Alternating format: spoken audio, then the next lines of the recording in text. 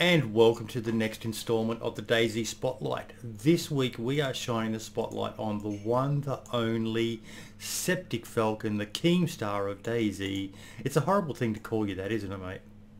I don't know, he's quite popular though, isn't he? Not that I'm popular, but he's done alright for himself. Oh, look, I think most of us would kill to have 1/10 of his subs, even if he is an annoying gnome-faced git.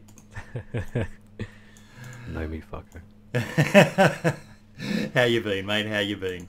Oh, I've been good. I've been good. Busy as always. Family life. You've really been pumping the content out lately, mate. It's great to see. Trying to. Still got the same time as I had before, just pushing them out when I can. A bit more than usual. It seems to be working.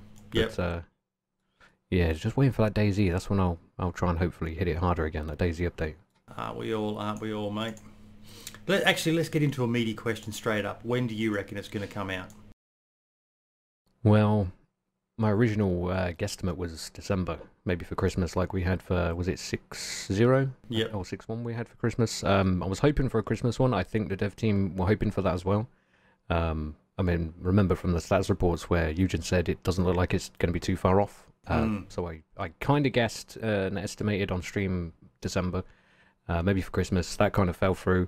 It was never set in stone. They never had an ETA, mentioned. Yeah. It was just kind of like what everybody was guessing. I know in the stats report I put it was delayed, and a lot of people took it as delayed, but it wasn't really delayed because they never gave a date.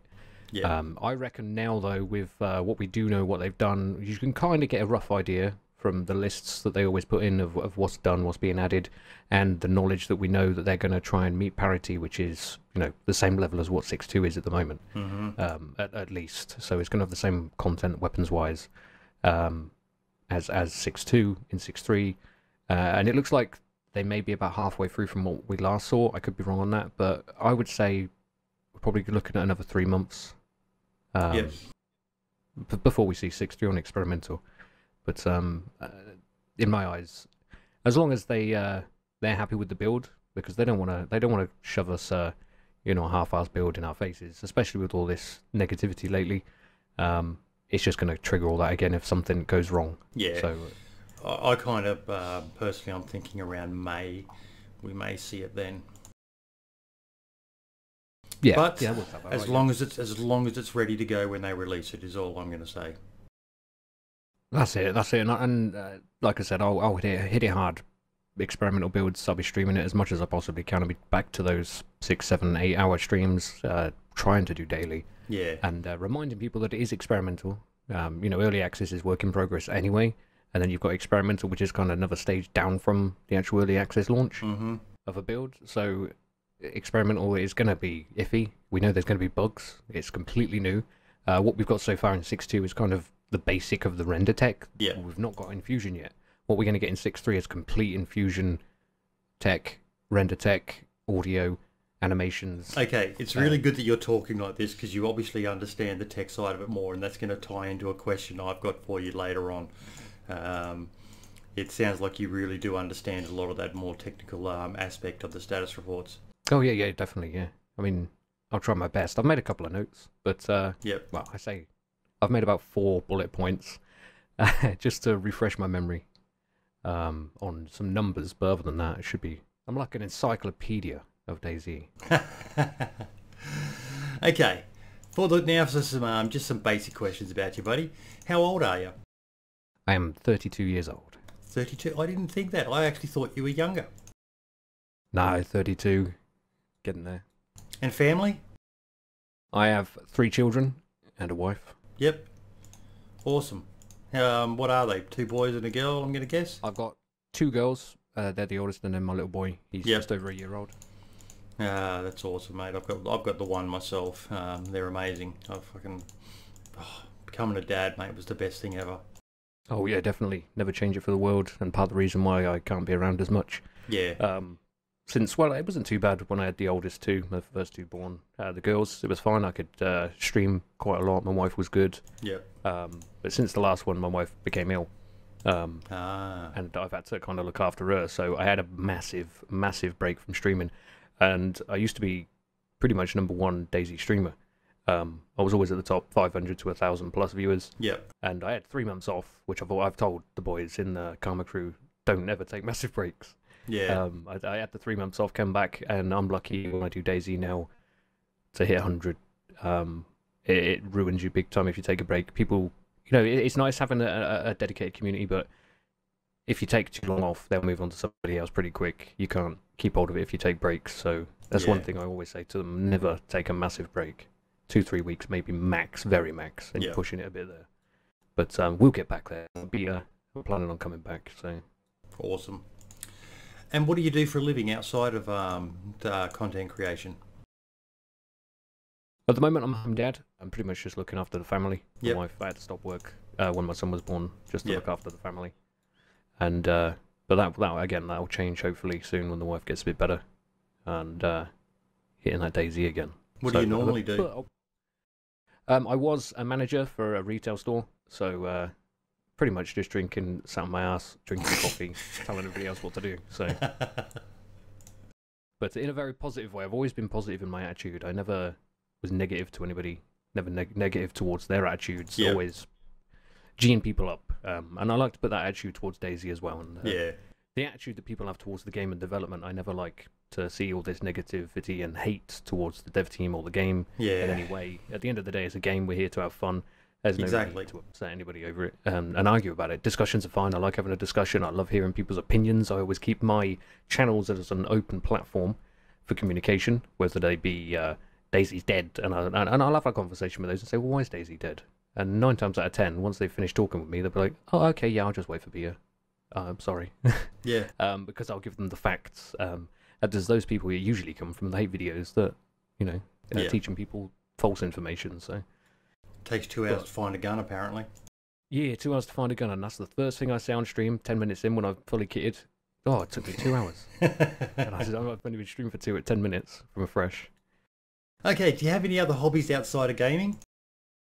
Ooh, any other hobbies? That's a very good one, that, really. Hobbies have been a bit slim lately with the kids and looking after them. I used to love skateboarding. Skateboarding is something I've done since school. I did buy a skateboard again a couple of years ago, and probably a mistake. It's not as easy as when I was younger. I love weight training. Fitness is a big thing for me. My dad used to be a bodybuilder, and I grew up with that. So my dad had his own gym, and I grew up around that. So fitness is kind of a good thing. So I'm still lifting the weights every now and then and keeping myself in shape. It's just gaming and movies really is the big thing at the moment. We've not been able to do much. Family life taking up all my time pretty much, other than making the odd video here and there. Nothing wrong with that, mate. The most important thing in the world is family. Oh, and cars. I love my cars. A bit of a car, a bit of a rev head. Yeah, I like tinkering with a nice car. Yep. Now, the big question, mate. What is the origin of your name, Septic Falcon? The origin of my name goes back to, well, I think when the 360 first came out, the Xbox 360. Yep. I was playing, we had PCs, and then we went to console with the 360, my family. My dad's big in gaming as well, and we couldn't think of a name. I used to be known as J Slater, or J_Slater back, going back, what am I, 32 now? This was 14, 15, 16. I was known as J_Slater. Yep. This is in Quake 3 arena days, the CS 1.6 comp days. I was semi-pro / pro CS player. Used to go to LAN parties and do tournaments. This is before most of these big guys on Twitch now were in nappies. So, I used to usually say that all the time to people. Yeah. Well, I was doing this when you was all in nappies, mate. All these big Twitch streamers that do CS and stuff. But and we decided to go on the Xbox because it was just easier at the time. With working full time, we'd be doing 16-hour days. We couldn't think of a name. My dad decided to get Xbox to look for a name, and it chose Septic Ferret, and and I said, oh yeah, that's pretty good. We could go with Septic as a clan, and then pick an animal for after. So I had the choice of a couple of animals, and then the rest of the family kind of latched onto it and went with Septic Beaver and things like that, and I chose Septic Falcon, and pretty much there was 10 members of our family at the time from being on Xbox that chose, after my dad got it, the Septic name and then an animal, and that's kind of stuck. That's actually pretty cool, mate. I think that's one of the coolest name origins I've heard so far. Yeah, sometimes I've regretted it and thought maybe I should have had a better name for what I'm doing now. Because I'd imagine with the name Septic, people would think you were septic and be a bit, you know, bit harsh and savage and, you know, contradict, you know, cause trouble. But a bit opposite of that, really. No, that's pretty cool, actually. It's all family oriented. I like that. Gets me in the feels, mate. Okay, so you kind of pretty much answered the next question. Who or what got you into gaming? It sounds like your dad was a big influence. Oh, yes. Grew up always having a console. My dad always had the latest console. So when I was little, I had the NES, ZX Spectrums, all those good stuff, Amigas. So yeah, all the way through, always had the latest PCs and consoles all the way, you know, when they were out. Did you have a Dreamcast? I had, and I still have a Dreamcast, yeah. I have still now, probably me and my dad together have 50 plus different consoles from all the way from ZX Spectrums up to the Xbox One and PS4 Pro. So wow, really into it, mate. You'll have to tweet up a photo of your collection. Yeah, I've got a couple of photos. I did do a live stream on it, actually. Yeah, if you can, actually, send them through to me on the direct chat, and I'll try to put them up in the video at this point, just so people can see the collection of all the classic consoles. Oh, yeah. I'll get you some pictures done, definitely, and send them over in DM. So you're obviously a really hardcore gamer, mate. So I'll be very interested to know, what is your favourite game of all time? Ooh, that is a hard one. I've had a couple of favourite games growing up, and I've had the privilege of meeting some of the developers of these games. Obviously, DayZ is at the moment one of my top games, but that's for other reasons. I'm sure we'll get into that in a minute. But when I was younger, Carmageddon was one of my all-time favourite games, and I was addicted to that game like nothing else. It was something about the game. It was totally different to anything we'd played before. Better graphics, better physics than anything we'd ever played before by Stainless Games, and it just blew my mind. And a couple of years ago, a conference at the NEC in Birmingham in the UK, I got to meet the two creators of Carmageddon. Wow! And they follow me on Twitter. I follow them on Twitter, and we've kept in touch. And I had a big interview with them and everything, and got to learn a lot of stuff about a game that I grew up playing. Yep. And it was like a highlight of my life. And without YouTube and the connections that I've had, it wouldn't have happened. I would have never met the people that created and you know, CEOs of the company that made the game that I loved back then. Others are obviously Half-Life and things like that. I've never met Gabe, but you know, maybe one day. I'd only ask him if Half-Life 3 was coming, but. Haha. Okay, so what is the first PC that you can remember having? Ooh, 486. It was around a 486 or a 286, one of those. Yep. It was old. Remember the first laptop I had was one of those black and green screens? Yep. Yeah, remember that? That's going back a bit now. And what about your first console you can remember owning? First ever console I can remember was the, was it the ZX Spectrum? The one with the tapes that screams at you when you put it on and it's all flickering. I don't know which one you're talking about. Oh, that's the Spectrum or the, yeah, it's just really, really old. Play it off music tapes. Yeah. Is what the games were. Yeah, it was crazy. That's the first console I can remember using. I don't remember a console with tapes. I just remember cartridges and then discs. Oh yeah. This is pre-NES. Yeah. Okay. So a bit about the editing side. Why did you start creating content? I started creating content really to log all of the stories or adventures I'd have with friends. Yeah. And it all started with DayZ. You go back, there's one random video on the earliest video on my channel is my daughter falling off a stool randomly. Yeah. I just thought it was funny and shared it with people, and that kind of did well, to be fair, just randomly. But then I left the channel for a while and then thought, oh, I got a YouTube channel. This new game DayZ, this mod DayZ for Arma, which I knew about, was amazing, and I started playing it with my brother again, with family, and wanted to catalogue, you know, some stories and some adventures and stuff. I had real bad stuff at the time, PC and mic and stuff, so it's horrible. It stutters all over the place. And then I met friends through there, and in DayZ, we met friends in DayZ mod, and I just carried on recording content, just as memories, just, you know, for keepsake. Started off as just pure gameplay, no editing, and it went on from there since 2012, I believe. So yeah, it's just escalated from there, and I took it more seriously, I guess, and and wanted to take things further and see where it'd go, really. Mm-hmm. So what recording software do you use? I use Shadowplay at the moment with the split audio, so I have my mic separate from the game audio. I think a lot of people use that now. It's pretty good. That was the best update that they've done for Shadowplay. Yeah, well, I've been waiting for that update for so long. It was such a pain in the ass having separate audio software recording in the background. I used to have auditions running as well, and then splice the two together and match it up. But yeah, it's so nice now. And what editing software do you use? I use Sony Vegas. Sony Vegas, another Vegas guy. Seems to be the majority of people, I think, so far have said they prefer Vegas. I'm an Adobe guy. Yeah, I wanted to learn. Is it Premiere? Mm-hmm. Yeah, I wanted to learn that, but I was scared of learning something else and just having to, messing around too much and wasting time learning another piece of software. I can't imagine it being too different, really, but I just decided to stick with Vegas because I knew it. And I'm still learning stuff now with Vegas. Yeah, I just did an update for Adobe and I've got to relearn so many bloody things, text boxes and all the rest of it. Everything's changed. Why do they do this to me? I'm not a smart man. Okay, so what is your best video for you that really stands out? Best video for me that really stands out that I've made? Yeah. God, there's so many. A lot of my videos that I might put a bit more effort into are ones that I kind of try to make kind of movie stylish. Mm-hmm. Kind of add a bit of an intro.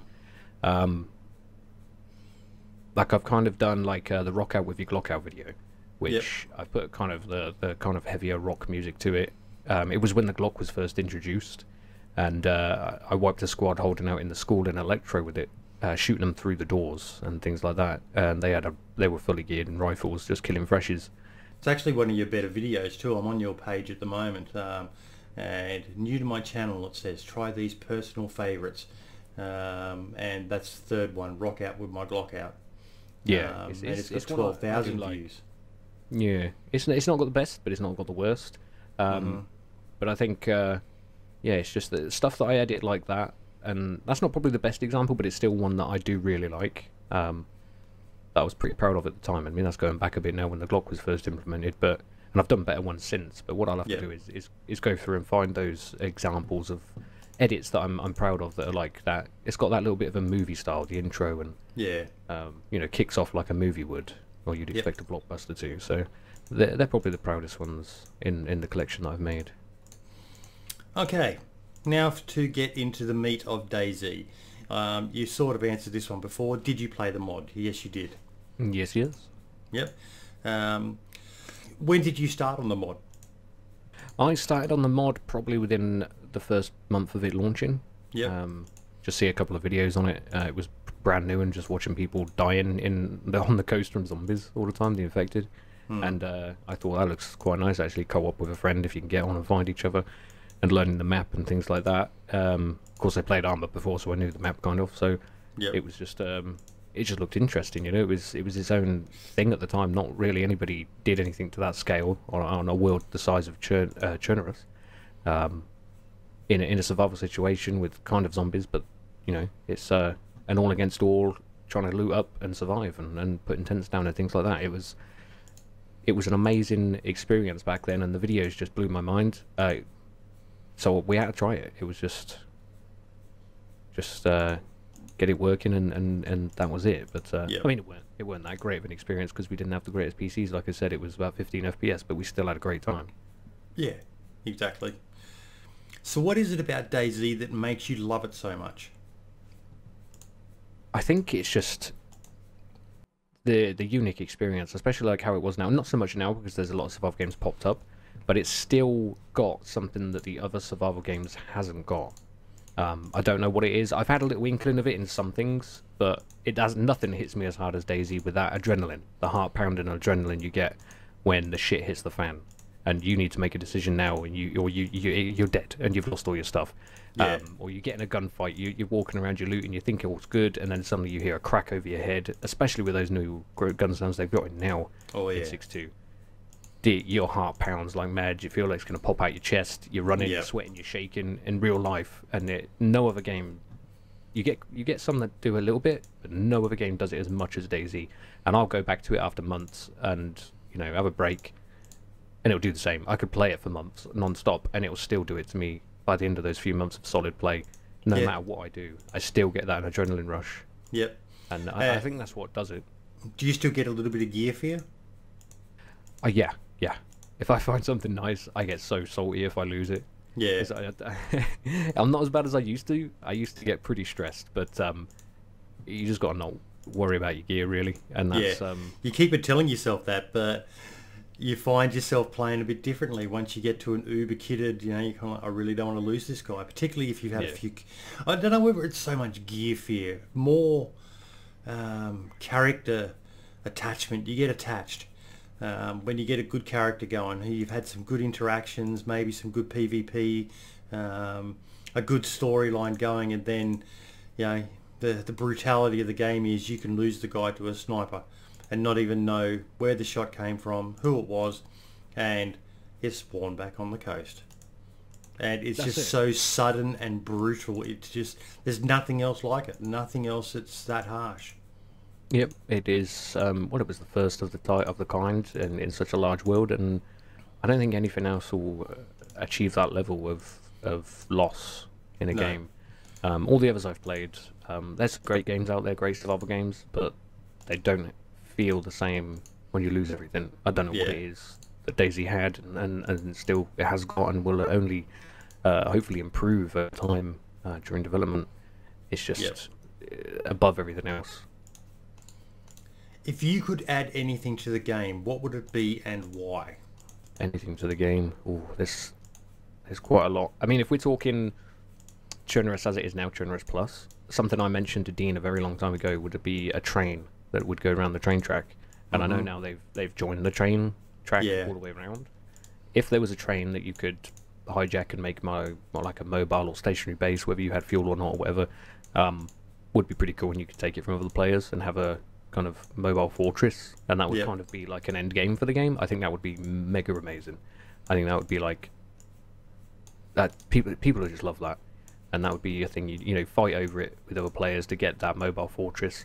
If you catch them when they've run out of coal, it becomes a massive fight over the train. Whether it was powered by, it would be amazing. I don't know if Fusion would be able to achieve that. I know it wouldn't in Legacy, as that's what Dean said. That's just not possible. But that was before Infusion was even a thing, so maybe some, you know, even if the dev team don't do it, maybe it gets modded in. But you know, modding is just a whole different beast on its own. There, that's a completely separate thing to be talking about right there. Other than that, I think just more transport really, which we do know is coming, but I think it just needs more transport to really get around a bit quick. You know, there's bicycles on the coast. You're still going to run into those issues where they're going to get hoarded up and hidden. But having those boats and bicycles to get from the coast inland or up north or far west to you know, the more important parts of the map, I think is going to make people enjoy the experience much more than as it's known as at the moment as a running simulator. So especially once they bring stamina in. Oh yeah, stamina is going to be. There's so many things with beta that people are gonna. It's gonna be for the good, but people are really not going to enjoy it because of how they're going to have a steep learning curve again. Yeah, it's going to be a big steep learning curve. You're going to have, I want to say bad habits, but it's not really because we've had it for so long as how it is. But we've always known, well, for us that have listened to the status reports and things, that was only temporary. I mean, we're running at like 15, 20 kilometers an hour or something at the minute. It's only accelerated because the map's 225 kilometers squared, and it would take forever if it was normal running speed. So they increased it for the purpose of no vehicles, you know, so you could get around a bit quicker. So you know, if when vehicles aren't working, it's going to get slowed down stamina, you know, and all that. So it's going to change it for big time, and a lot of people aren't going to like it. A lot of people are going to just take a while to get used to it. But there's more than just that to worry about and adjust to, you know, the change of control schemes and things like that. So it's going to be a good one, but it's might even actually get to kill people when they're learning the controls. I don't know. I went back the other day and I just got wrecked at Northwest Airfield. Didn't even stand a chance. I haven't played for so long, so I know it's going to be good anyway. Okay, so who is your favourite DayZ content creator? My favourite DayZ content creator. That is a tricky one, that. Because whoever I choose, the others are going to be like, oh, you didn't choose me. I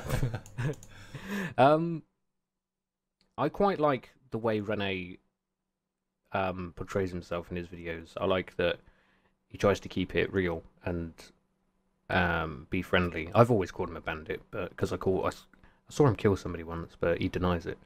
And he killed him in cold blood, and I'm sure he ate him as well, but he'll deny that. But no, I like the way he tries to always communicate with people for good or worse, and you know, using the walkie-talkies and things like that, which is, again, I mean, I've used walkie-talkies before, use them quite often when I can remember to use them, but it's just the way he will, you know, make sure it's used and make a video on it and make it interesting with a random player and things like that. There's just, you know, he deserves more attention than he gets. He does. He's a very underrated creator. He is. But what is your... Sorry? Sorry. I was just going to say, but everybody else is also great. I've known Minder for many years. Yeah. Going way back. So before we even started playing DayZ, we played together, me and Minder, so... Okay, so what is your biggest gripe with DayZ? Biggest gripe with DayZ? I went slightly Australian there, sorry. My biggest gripe with DayZ is... want to be very careful. Or do I want to be careful? Do you want me to be careful? No, I don't want you to be careful, mate. Be honest. DayZ, the actual game development, or do we want to do those separate? Do we want to do... it's a broad question. Whatever annoys you the most about DayZ. Whatever annoys me the most about DayZ. Okay, the game itself, I would probably say there's not much that annoys me about the game itself. We know it's in development. You know, we could all... Something I always say anyway, something I always say on stream when people ask me this kind of question is, in a perfect world, we would have DayZ how we want it. You know, the vision would already be met, but it's not. It's not a perfect world. People aren't perfect. Mistakes are made. We you know, it would be nice to have Infusion now and not be running on legacy tech. It would have been good to be on Infusion or a new engine from the get-go, but that wasn't the way it happened. Bohemia Interactive are an independent developer. They don't have a massive amount of money to spend on an expensive engine, so they're building their own from the ground up. And that is, you know, if there was something to do with DayZ itself, it'd be the engine. But you know, that's the legacy, and that couldn't really be helped because of the situation the dev team's in. And that's what they wanted to try and achieve, was DayZ standalone from the mod, just expanded. But it didn't quite work out because the vision they wanted weren't going to be met in the legacy tech. Hence the rebuild over the last 2 years with Infusion. You know, slowly testing and implemented tech in 6.2, like the render and the trees and stuff like that. The only thing really, I think the thing that ticks me off most, or the only thing that ticks me off a little bit, I mean, I'm not one to easily get ticked off, but I think it's when the community themselves don't get in the footage or the screenshots in the stats reports. I know might not be that simple. There could be some head at Bohemia saying, nope, we can't do that. I'm not letting you do that. Just keep it down, keep it quiet. But if the community could see what was being worked on a bit more, it doesn't have to be a massive 10-minute video, but a couple of screenshots of a new animation or a little animated GIF or a 10-second clip, every status report, rather than nothing at all. You know, like the last time, I think, you know, the last status report kind of became a bit of a meme, I guess, about dynamic mushrooms, because that was pretty much the only new thing that was mentioned. Was dynamic mushrooms, and I put that in the title, which kind of people took the piss out of dynamic mushrooms, and it was like, oh, is that all we're getting?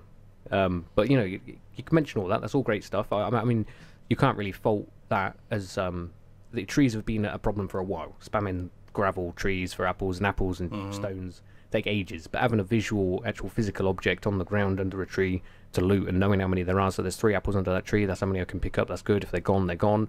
That's a much better way of doing it. Same with the mushrooms dynamically spawning. Visual, there's something you can pick up and eat. But I've completely lost my train of thought now. No. What were we talking about? You have pretty much answered it, mate. Your biggest gripe. Probably we should cut it there because we've got a lot more questions coming about the status reports. But yeah, you'd like to see more. One quick answer. Yeah, you'd like to see more from the status reports, is basically what you were saying. Yeah, the status reports is really, and then until I ramble on again. Yeah. If I can do that all the time, I need to shut myself up. And I do it on stream, and I'm like, they're gonna be fucking pissed. You see the viewers losing now. I'm not listening to this shit. Not listening to this again. I heard it last night. So, what are you looking forward to the most in DayZ? And you can't just say 0.63. Oh yeah, that's the easy way out, isn't it? That's the easy way out. Some kind of end game bases. I think a lot of people are waiting for that. You know, we've had it in DayZ mod, but it was pretty much just the tents and storing your weapons and things. Wasn't really an end game in DayZ mod. I haven't played DayZ mod in ages, so I don't know if that's the case has changed. Epoch was the same kind of thing, but you know, they went more in depth with the base building and things, and you had missions, AI missions, and things like that, which were pretty fun. But you know, base building and some kind of end game. They've talked about roaming hordes and specific infected. They, you know, talking about it, not a definite solution or a feature that's going to be implemented, but they have mentioned it as something they would look at. You know, you'd go around, you'd have your base, you'd have to defend it. You know, which is quite good. You know, you'd be scared to not go offline, or so you'd be scared to go offline because you wouldn't want your base raided. So you'd be on more, and you'd want to go raid other people's bases. And I think that kind of thing, the base building, is something that will probably bring me back a lot more consistently, as well as a lot of other people. But yeah, again, that will lead on to you know, having that thing, that end game, or that base that you would want to protect and keep your gear safe. Is there's so many other things that would keep people coming back as well. So it's just, there's so much stuff that could happen with DayZ in the future. Yeah. And people are going to come back and stay. Probably guarantee that just the mouse on its own, which I'm really looking forward to, would bring back tens of thousands of players. Just the mouse on its own, the map. So, which we do know is very near completion by its creator, Sumrak. So. One of my favourite all-time maps from Arma. Well, that sort of answers the next question. What are you looking forward to the most in regards to modding? Oh, yeah.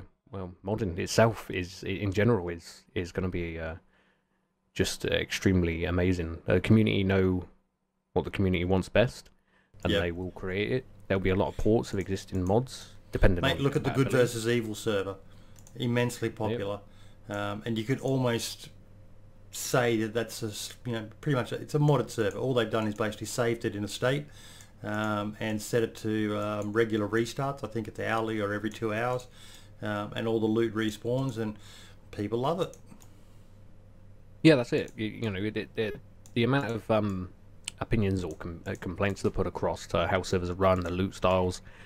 Modding will enable people to have a server running with AKs on the coast again for those that want AKs. Just, you know, a simple tweak like that to the loot economy. Yeah. Or you could have it so it was harder and there was less loot for those that wanted that extreme hardcore experience. You know what I reckon is going to be popular? I just had the thought then with what you were saying about loot on the coast. I reckon if someone brings back the original map, the Northeast Airfield, below the tents, I reckon you'll find a lot of people who played since either the mod or the very early standalone days going, oh man, I've got to go back on that map. Because you hear so many people say they miss the Northeast Airfield. Not so many people say they miss below the tents. Me personally, I miss below the tents. I loved it there. I always seem to end up in a battle there for some reason.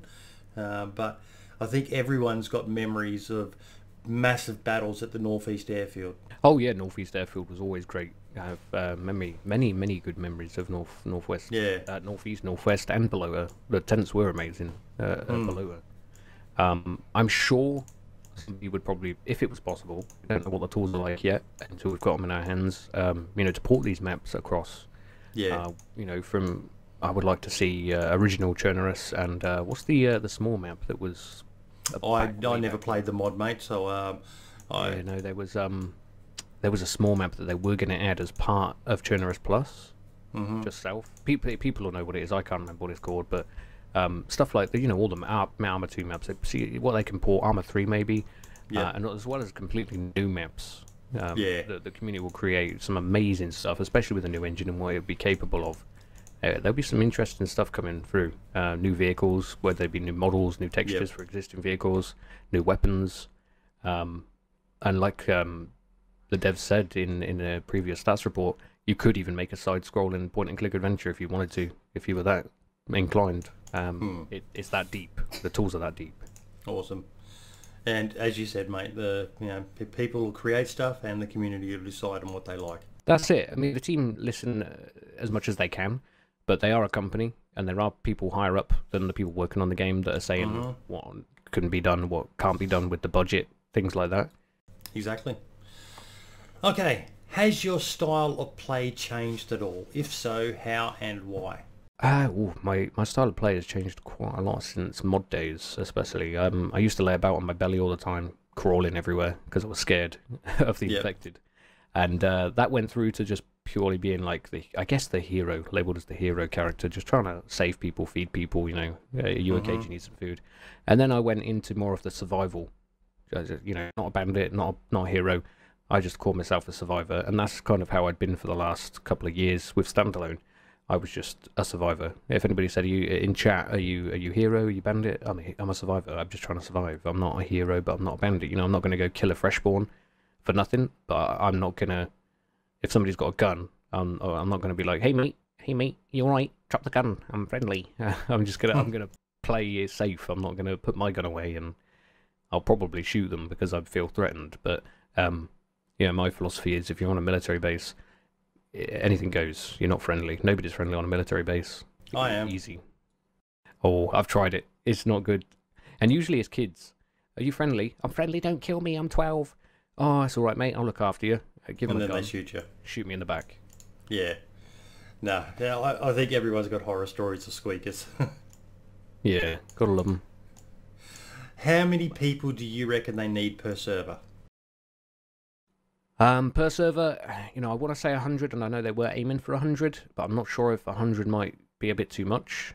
We know Generous is big, Generous Plus, 225 kilometers squared. It's pretty big, but will there be too much action going on all the time with 100 players? I don't know. If there's bases, and there's going to be squads of like 5, 6, 7, and half of that staying at the base to protect, might be a little bit better. If you think there's going to be a couple of people staying back to base to guard, and only those, if they do it like you would in real life, say, in a real life survival situation where you'd have several people staying back to stay watch, and they'd be radioing in if any, problems came in, so the people out doing loot runs could come back and join in defending.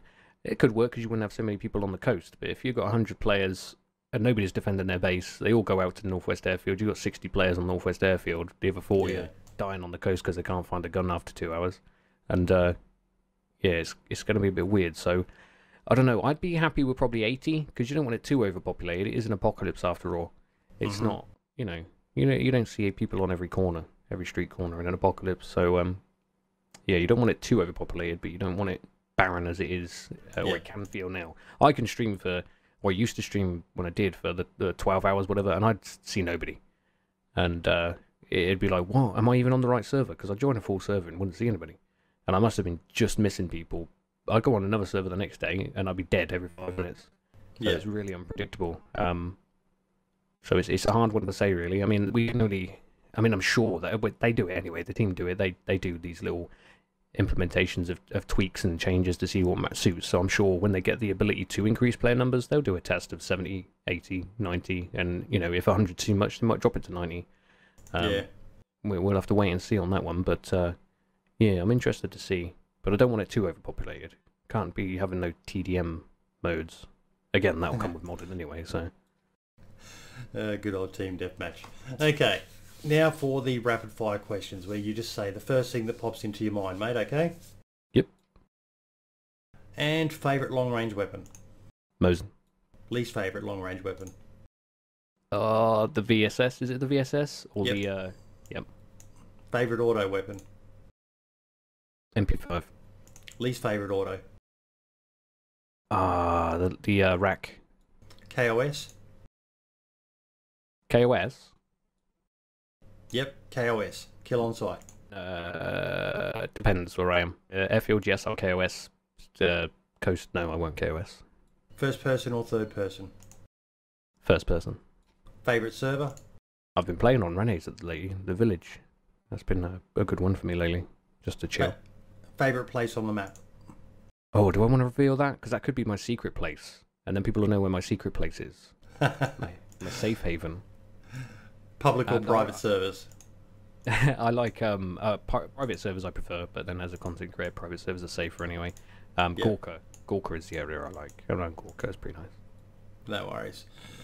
Okay, time for the best part of the interview where we actually get some smart questions, unlike my stupid ones. The viewer questions. Yeah. And the first question comes from Roker70. He sent me this one on Twitch because he was having some dramas with Reddit. Okay. Can you ask him what encounter has made him shit himself the most? Scream like a girl, nothing wrong with it, by the way, as I still do it too. Love you long time, no homo. Okay, an encounter that's made me scream and shit my pants. Yeah. That's pretty much every encounter, to be fair. Yep. Yeah. If anybody watches my streams, they'll know. You know, watching me live, anything. And literally today, I screamed because of a blade of grass that I thought was a player, and it was I was terrified, and and that was in Battlegrounds. DayZ, I'm 10 times worse. Like proper girly screams. My wife downstairs thinks there's some little girl being murdered up here. It's just me playing games. So yeah, it's pretty much any encounter. If I get shot at surprisingly and I don't expect it, even if I know they're there and they just look at me all of a sudden, I'll scream. Yep. It just spooks me. I hate it. Horror games I can't play. That's it. I'm done. Okay, Laurie7x3 comes in with a few questions. Little bird or bicycle? Again, that's a difficult one because a little bird. I mean, we know there's only going to be one chopper on the map, so you're going to be a target big time. As soon as anybody sees that, they're going to try and track you down as best they can and get that little bird off you or destroy it.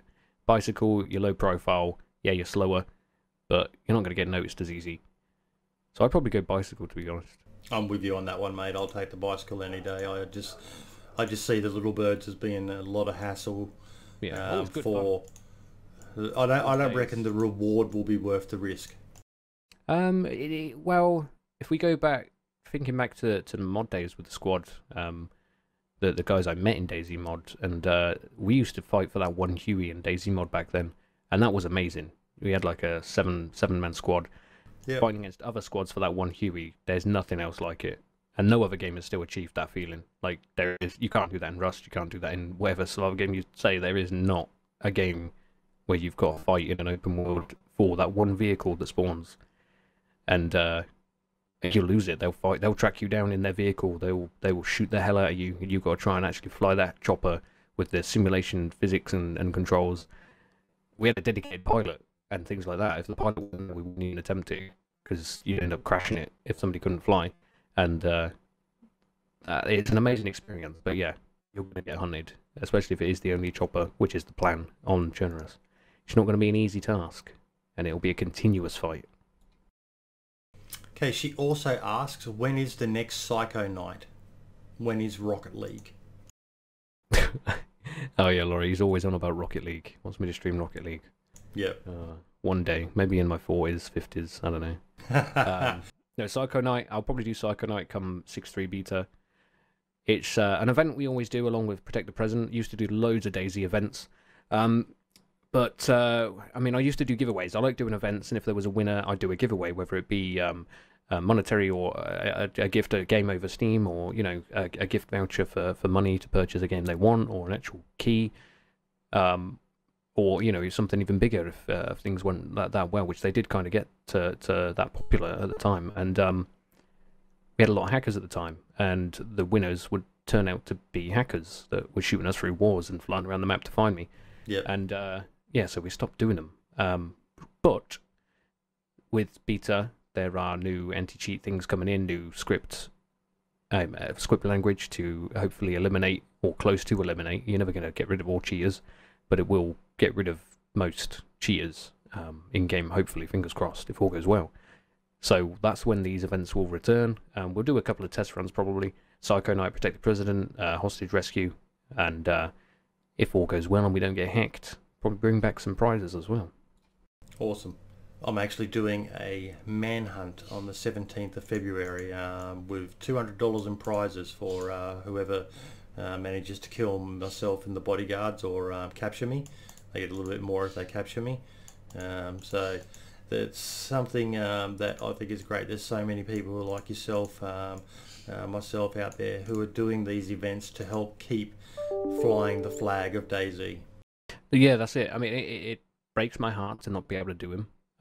But when you're doing these events, and especially when I was bigger, you know, kind of number one on the DayZ when I was doing it then, it would always have somebody trying to ruin it, a hacker, a stream sniper, and it was ruining it for everybody. You know, you'd have 1,000 people sat in your chat, or you know, you'd fill a server and one person would ruin it for everybody, and there'd be a prize on the line, and they might really want that. There might be somebody who can't afford another game, and you know, they might really want that key that you're giving away, and they were trying their hardest to get in there, and then one knobhead ruins it for everybody, and they lose their chance instantly. And I have to apologise and feel like a right cock because of this one twat who just thought it was funny to come in and ruin it for everybody. And I hate not doing it. And I love DayZ. It's brought so many opportunities for everybody. And it's just the when it changes, like Protect the President is kind of what you're all doing. I've done that for, well, pretty much nearly since the start of Standalone, which is the manhunt style, Protect the President. I've got a trailer for it. I'll give you a link for that if you want in DM as well. I made a little cinematic for it and had some viewers and friends do some voiceovers, so I kind of had a proper trailer for it, and it worked really well. People loved it. We had our presidential squad, so one of us was the president. We'd carry a note with a written letter on it, which was a specific secret letter, and they'd have to kill us, get the presidential notes, and then screenshot it and tweet it to me, so we'd know that they actually were the ones that killed us, and then they'd get the prize. But yeah, it'd be so good to get that back. It's gonna be and hopefully with the new features and tech in 6.3 beta and onwards, it's going to be much more interesting. That's actually something I miss at the moment, is being able to write on notes. Oh yeah, used to love leaving a note, leaving some loot down with a note in it, and they read it, and like you just wonder, like, what would their reaction be on that note? I would love to have seen their faces in real life. Okay, Gobbo Kirk comes in with what seems to be a common theme here. Is he a Rocket Leagueist, as rumour has it? I do love Rocket League. I'm always asked to play Rocket League. I do like Rocket. I play it off stream more than anything, just a bit of chill time. But yeah, it's not really one for me to stream. It's a bit too different, isn't it, from the survival stuff that we like. So, especially when you're a content creator and you do survival stuff. When you stream a sports game, people are just like, meh, getting interested. Stream it for yourself, really. He also comes in with, what question were you dreading the most to get? And what's the answer? I actually like that question. Yeah, I don't really dread any question. I mean, I'm pretty easygoing. I'll answer anything. Just try and answer it really as safely and you know, thoughtful as I can without making myself sound like an idiot. It's probably a bit late for that though. Okay. The next question, I'm really sorry to this person. I've got to try and get their name right. Treskadeku. Oh, Treskadeku, yeah. Treskadeku, there we go. Thank you so much. I wasn't that far off. Now I'm the one who's an idiot, aren't I? Nah, of course not. You're much nicer than me. Okay, how often do people think that you actually work for Bohemia Interactive, the DayZ team, with your status reports? Quite a few.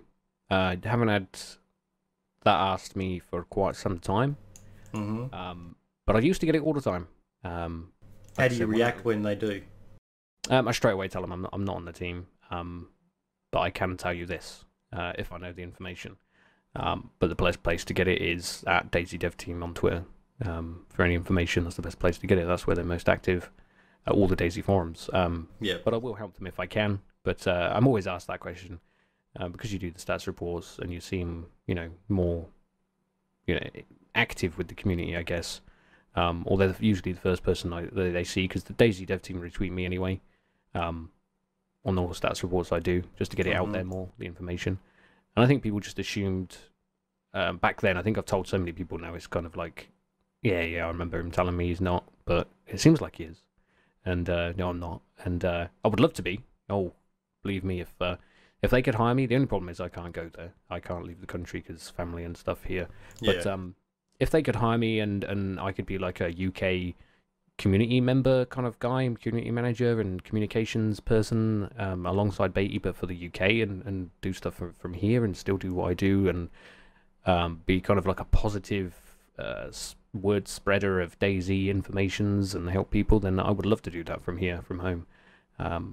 Okay, everybody, get open your Twitter right now. Hashtag give Septic Falcon a job, DayZ. I told that to Martin and Beatty at EGX. I said they said there might be a job coming up, and I said, well, I would love to do it. You know, it was I think it was a video editing job at the time. Yeah. I would love to do it, but I can't. And they said you'd have to move here, and I said I can't because of family dedications. But you know, anything comes up that I don't have to move there.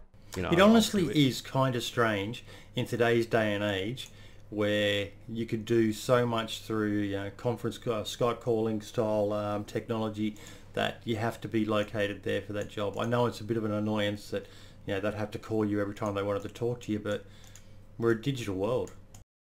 Yeah, I mean, I'd be totally down for that. I've done it in the past when I've done developer streams with Brian, and I think I was just past where Dean had left. You know, at that point he'd just left, I believe. But I did quite a few developer streams with Brian and answering questions from chat and asking him questions myself and giving the information to chat, so he didn't have to ask while he was playing and showing other things. And I think he chose me because I knew so much about DayZ, because it's all that I focused on at the time. I mean, I have spread out to other games at the minute while DayZ's a bit quiet, and I don't want to burn myself out with DayZ when 6.3 comes out and then be like, meh, I'm not that bothered, you know. I want to have the energy to return to DayZ for 6.3 and hit it hard. Yeah. Which you know, is DayZ is always going to be there for me, and I would love to have the opportunity to take it one step further with them. If they ever ask me, you know, would you like to be a communications person for us, or spokesperson, I would be. I mean, I'm pretty much doing that now for fuck all, so might as well take the job, eh? Yeah, doing it with my YouTube, doing it with my Twitch, doing it on Twitter daily.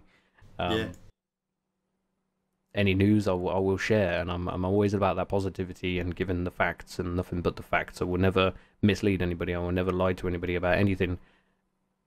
I will take on their opinion. I'm not going to argue with them. I will just, you know, like I said earlier, people come in and say, "Why DayZ do this? It is shit.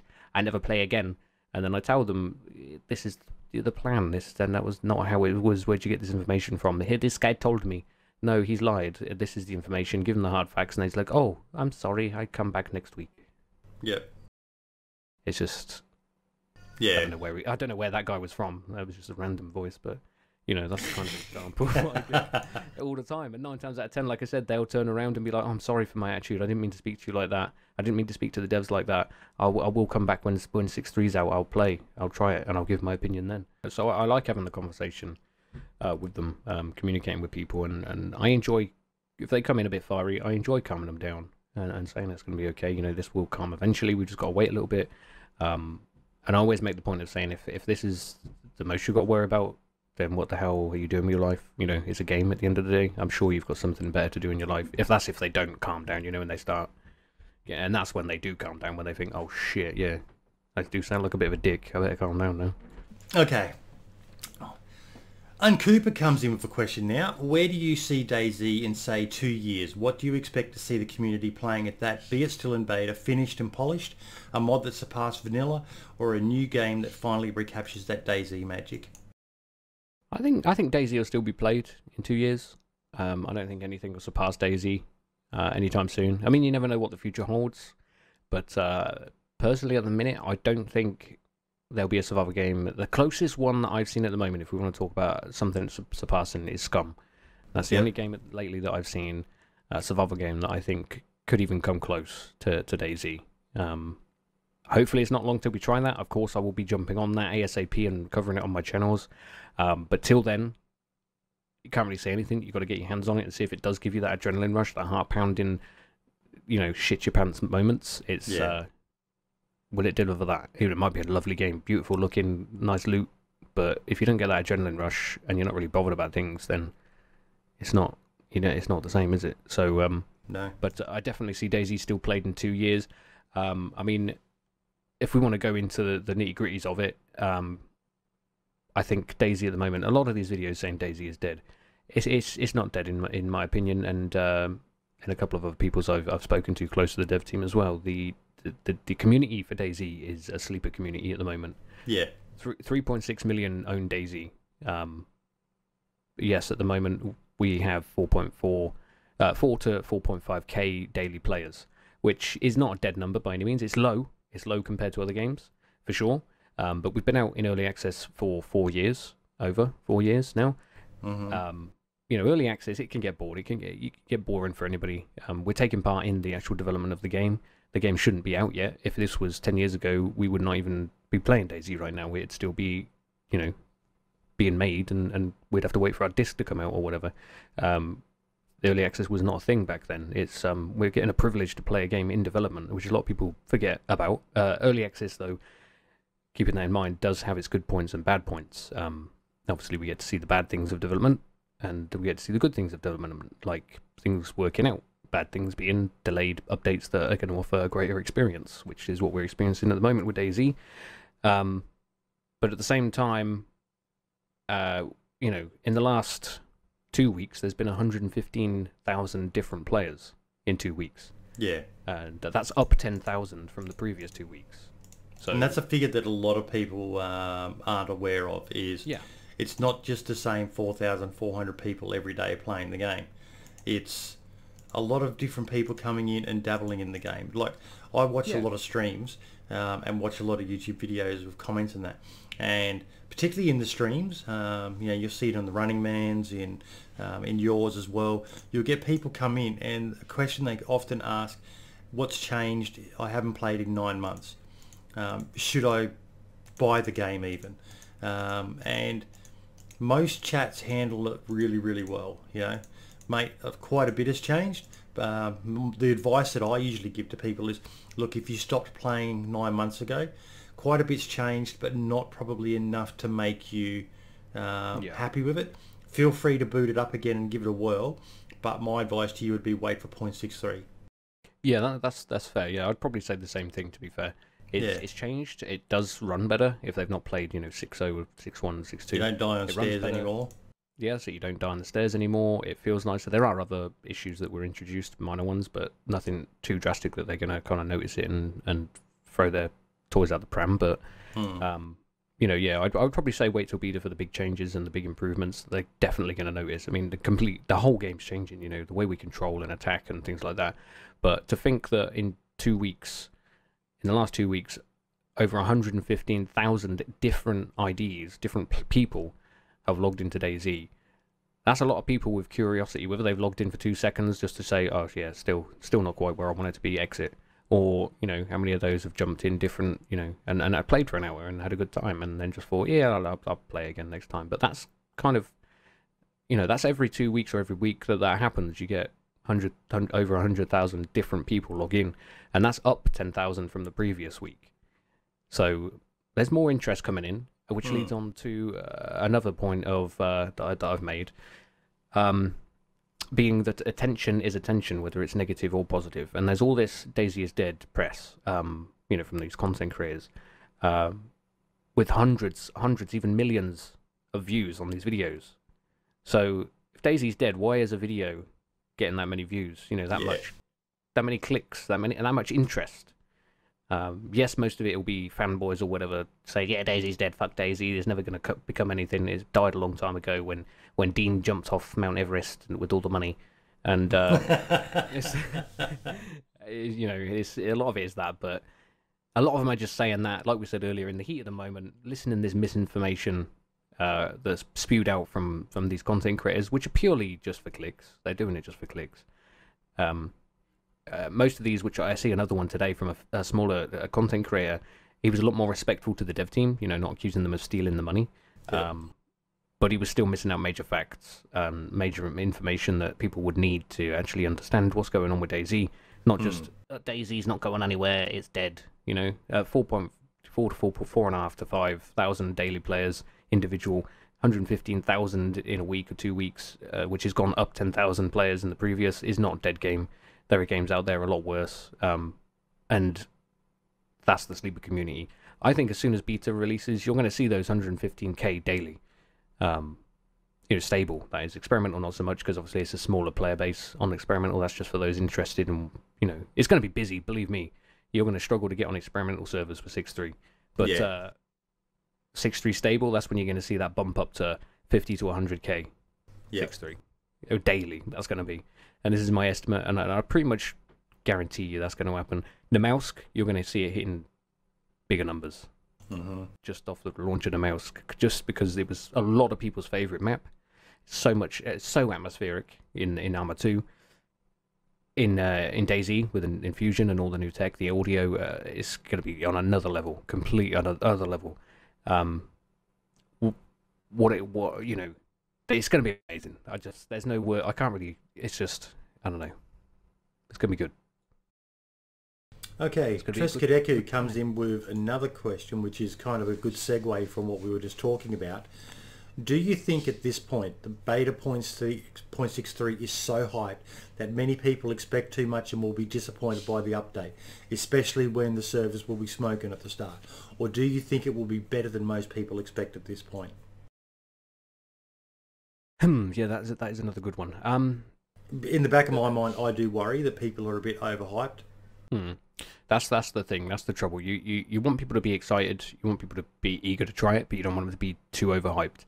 And then again, though, that goes on to our issue, which I mean, it's kind of like contradicting my issue again with, not really, but kind of with status reports. Not showing a screenshot that I say that the community wants to see a bit of footage of something new being worked on, because maybe they don't want people to see it because they don't want them to be too hyped. Yeah. We know they've made the mistake in the past of hyping up dates and it not meeting it. Maybe they don't want a repeat of that mistake. The roadmap that we don't mention anymore. That's it. The roadmap, which was actually debunked in 2015, but people forget to mention that as well. And then kind of blame that as an issue. And it was mentioned in a status report in 2015, not long after the announcement, that wasn't going to happen anymore, because that's when they started the plan of the infusion. But anyway, that's not what we're talking about. But just run it off again. See, I keep doing it. That's all good, mate. I think people are enjoying just listening to your thoughts. I was just firing. There's so much going off about DayZ, and I get rolled up when people talk about it. It's just, yeah, especially when they don't have the facts and they talk about it like they know what they're on about, and they don't, and then they argue it, and you're like, no, I have the facts here, and then it takes me 2 seconds from memory to typing in a keyboard to finding the facts, and in a status report from 2 years ago that I still remember now. And somebody tweeted it out, that 2015 roadmap. I'm like, what? I believe it's February of 2016. Like 4 months after that roadmap was announced, that they said it's debunked because the infusion's going to start. Oh, was it? Oh yeah, provide them with the link, and that was it. End of story. But and then somebody else does it again the next week, so it's kind of getting a bit tired of it. But yeah, anyway, getting back to the hype thing, I think again, they don't want another roadmap situation, so less hype the better. I think maybe at this stage, keeping it a bit quiet, which is, it could be a smart thing to do. I think you don't need to overhype it. The community will make enough hype as it is when they get their hands on it. Experimental, I know when I jump on it, I'm not expecting a massive audience for experimental, but I reckon there'll be quite a few people coming in out of curiosity to see my opinion on it properly, their latest build on experimental, and if I like it, that's going to make other people excited, and that's what us content creators are there for, to give that promotion and that hype for a game. So yeah, I think if a lot of us enjoy it, and a lot of those people coming in, especially if we get some bigger content creators coming in, so the way I always see it is like the pyramid kind of schemes, those companies where there's somebody at the top that's the big guy, and then you have the smaller workers below you. Well, I like to see it as, all our streamers, content creators, we're down the bottom here, so we'll try it, and then say Lyric will eventually get word that DayZ 6.3 is pretty good. Oh, I hear that Septic Falcon boy, he said you'll get it, that DayZ's got good, mate, and then he'll play it, and that'll bring in another 100,000 people, and then somebody else will play it that's on his level, and then so on and so forth, and then DayZ will suddenly become #1 game on Steam again. We can all hope that will happen, fingers crossed. I don't think it'll ever. I'm hoping that it will reach the stage that it was before. Yeah. Because you know, if they do it justice, you know, and the community create that hype, they're going to get new sales. So at the minute it's at 3.6 million sales, roughly. You know, a bit over, I think. If they get more sales, that's more players, and more money and more work that they can do. So yeah, we fingers crossed it all pulls through, and they achieve their vision, and more people like it. Because that's the important thing. Getting that content creation crowd liking it and showing it to the viewers, and the viewers liking it, getting their friends on it and liking it. But again, saying about that, I think the console crowd is just as big, if not bigger, than the PC crowd at the minute. The amount of people I get asked about the console version. Oh my god. Yep. Okay, so Laurie comes in with another couple of questions. I think you answered the first one. What do you wish for the future of DayZ? Well, pretty much it seems like you wish there is the numbers to come back. So what do you wish for the future of your channel? Oh, my channel to be relevant again. No, it'll come back in its own time. At the moment, I've become, like I said earlier, kind of like I kind of spread my wings a little bit and try to cover other games, you know. Nothing wrong with that, mate. I'm looking at your page now. Your PUBG videos did all right.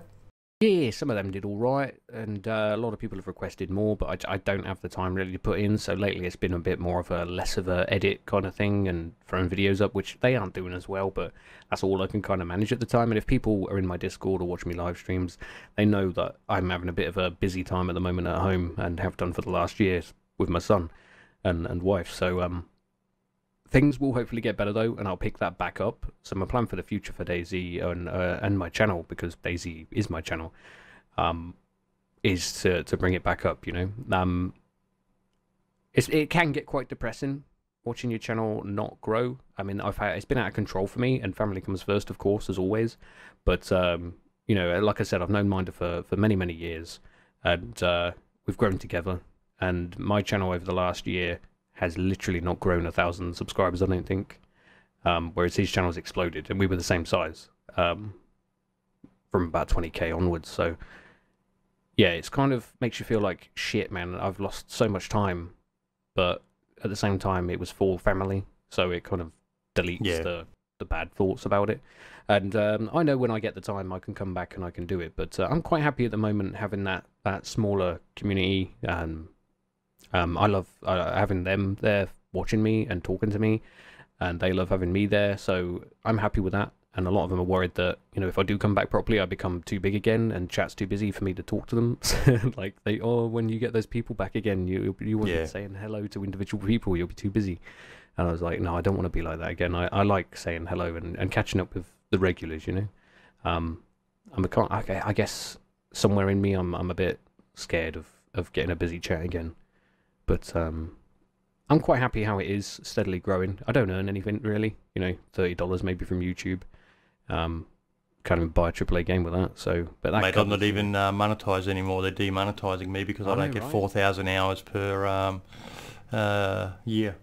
I know. Right? Fuck you, YouTube. I mean, yeah, it's a bit fucked up. They've messed up big time, YouTube. I think some of the decisions they've made, but you know, it's the same thing as, you know, a lot of kids do stupid things. They make one rule to stop the kids, but then it affects everybody else. So it's just a pain in the ass. But hopefully they can sort themselves out and fix it for those that are legit and want to, you know, make a channel. But it's it's definitely not a good thing.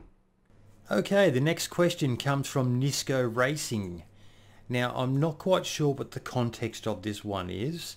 It's either you'll understand it or it's someone who thinks you're a part of the dev team. But the question is there an ambition to go after 60 Hz netcode? Yeah, that's aimed at the dev team. I think that's going back to another question we had about how often I get asked. It's I thought it was ironic when you were mentioning it, because I remember looking at this question going, does he maybe think you're part of the dev team? I don't know, but yeah, I think that's what that is, definitely.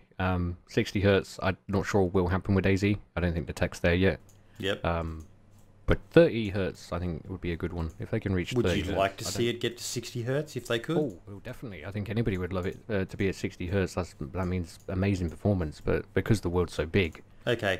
For the idiots out there like myself, what's the difference? So the higher the hertz of the server or the tick rate, the better performance you're going to get. So if somebody's say on your screen you're round the corner, on your opponent's screen you weren't round the corner and they shoot you. Yep. So you're like, what? I was round the corner. How did he kill me? That's the kind of communications, I guess the simplest way of putting it, communication from server to client back to server. Yep. So if it's a lower number, you're going to get that desync and weird things happening and you dying when you think you shouldn't have died. So the higher the tick rate or the hertz, the better that's going to be, or the less likely you're going to run into desync. But like I said, DayZ is massive. There's so much in it. Yeah. Whether they could reach a 60 hertz, CS is 60 hertz. Some CS servers are 128 hertz. Battlefield is 60 hertz, and so on. Overwatch, I believe, is as well. But they're a lot smaller games. There's a lot less to concentrate on. It's literally just a tiny map and shoot, and that's pretty much it. There's so many factors to bring in with DayZ, so I don't know whether it'll ever reach that kind of height. But 30 hertz, I don't believe it's hitting 30 hertz yet. I think, guess I'd say around 20, maybe. That's still better than other games like Battlegrounds, but if it could reach 30, that'd be a huge boost to desync issues at the moment. Not that there's many, to be fair, when you consider the scale of the game, but I think they have mentioned improved desync for beta and performance, so maybe we could see an increase in server tick rate with the Infusion engine. We'll have to wait and see on that. Okay. The next questions are from Super Dan, or Danny Boy, who I did the previous spotlight on. He says, keep the status report videos coming. His first question is, what is your usual play style whilst playing DayZ? Usual player style is usually the survivor style. I won't kill freshes, but I'm not always a hero. I'll help somebody if they need help. If they come up running at me and need food, I'll drop them food, but I'm always going to be careful. I'm not going to drop my guard. Done that many times before and made mistakes and got myself killed. Yep. And you know how salty that makes you when you let your guard down and you get shot in the back. It's not a good feeling. And again, that goes back to why DayZ is so loved by many. It's interesting you say you don't drop your guard. There's one memory of mine. I was playing on the Pipsy server here in Australia, and I had a bad feeling about this guy. He was sounded quite young, not squeaker, but just quite young. And I met him at VMC of all places. And if you've ever watched any of my videos, you know how I play. I'm always friendly. I always talk to people. But I was making sure I kept my guard up. And he kept on asking me questions. He was asking lots of questions. Then he finally asked me which way something is. And I raised my gun and I pointed in the direction that it was. And then he shot me. And I was just like, you fucking idiot. How did you fall for that? He kept on asking question after question after question. He was trying to get me to drop my guard. And he got me, and I've never forgotten that incident to this day. Which that reminds me as well of another time I had with Running Man and I believe Minder. We had a similar situation where we ran into some players at Novi, and Running Man was talking to him, and I was sticking to the shadows, keeping watch, and the guy went to point a direction, I believe, to Running Man, but raised his gun at the same time, I guess, to point the direction. But because he raised his gun in Running Man's direction, I instantly shot him in the head. Because I didn't want Running Man to die, I guess. I have that highlighted in a video, so I can give you the link to clip that if you want as well. Awesome, that'd be great.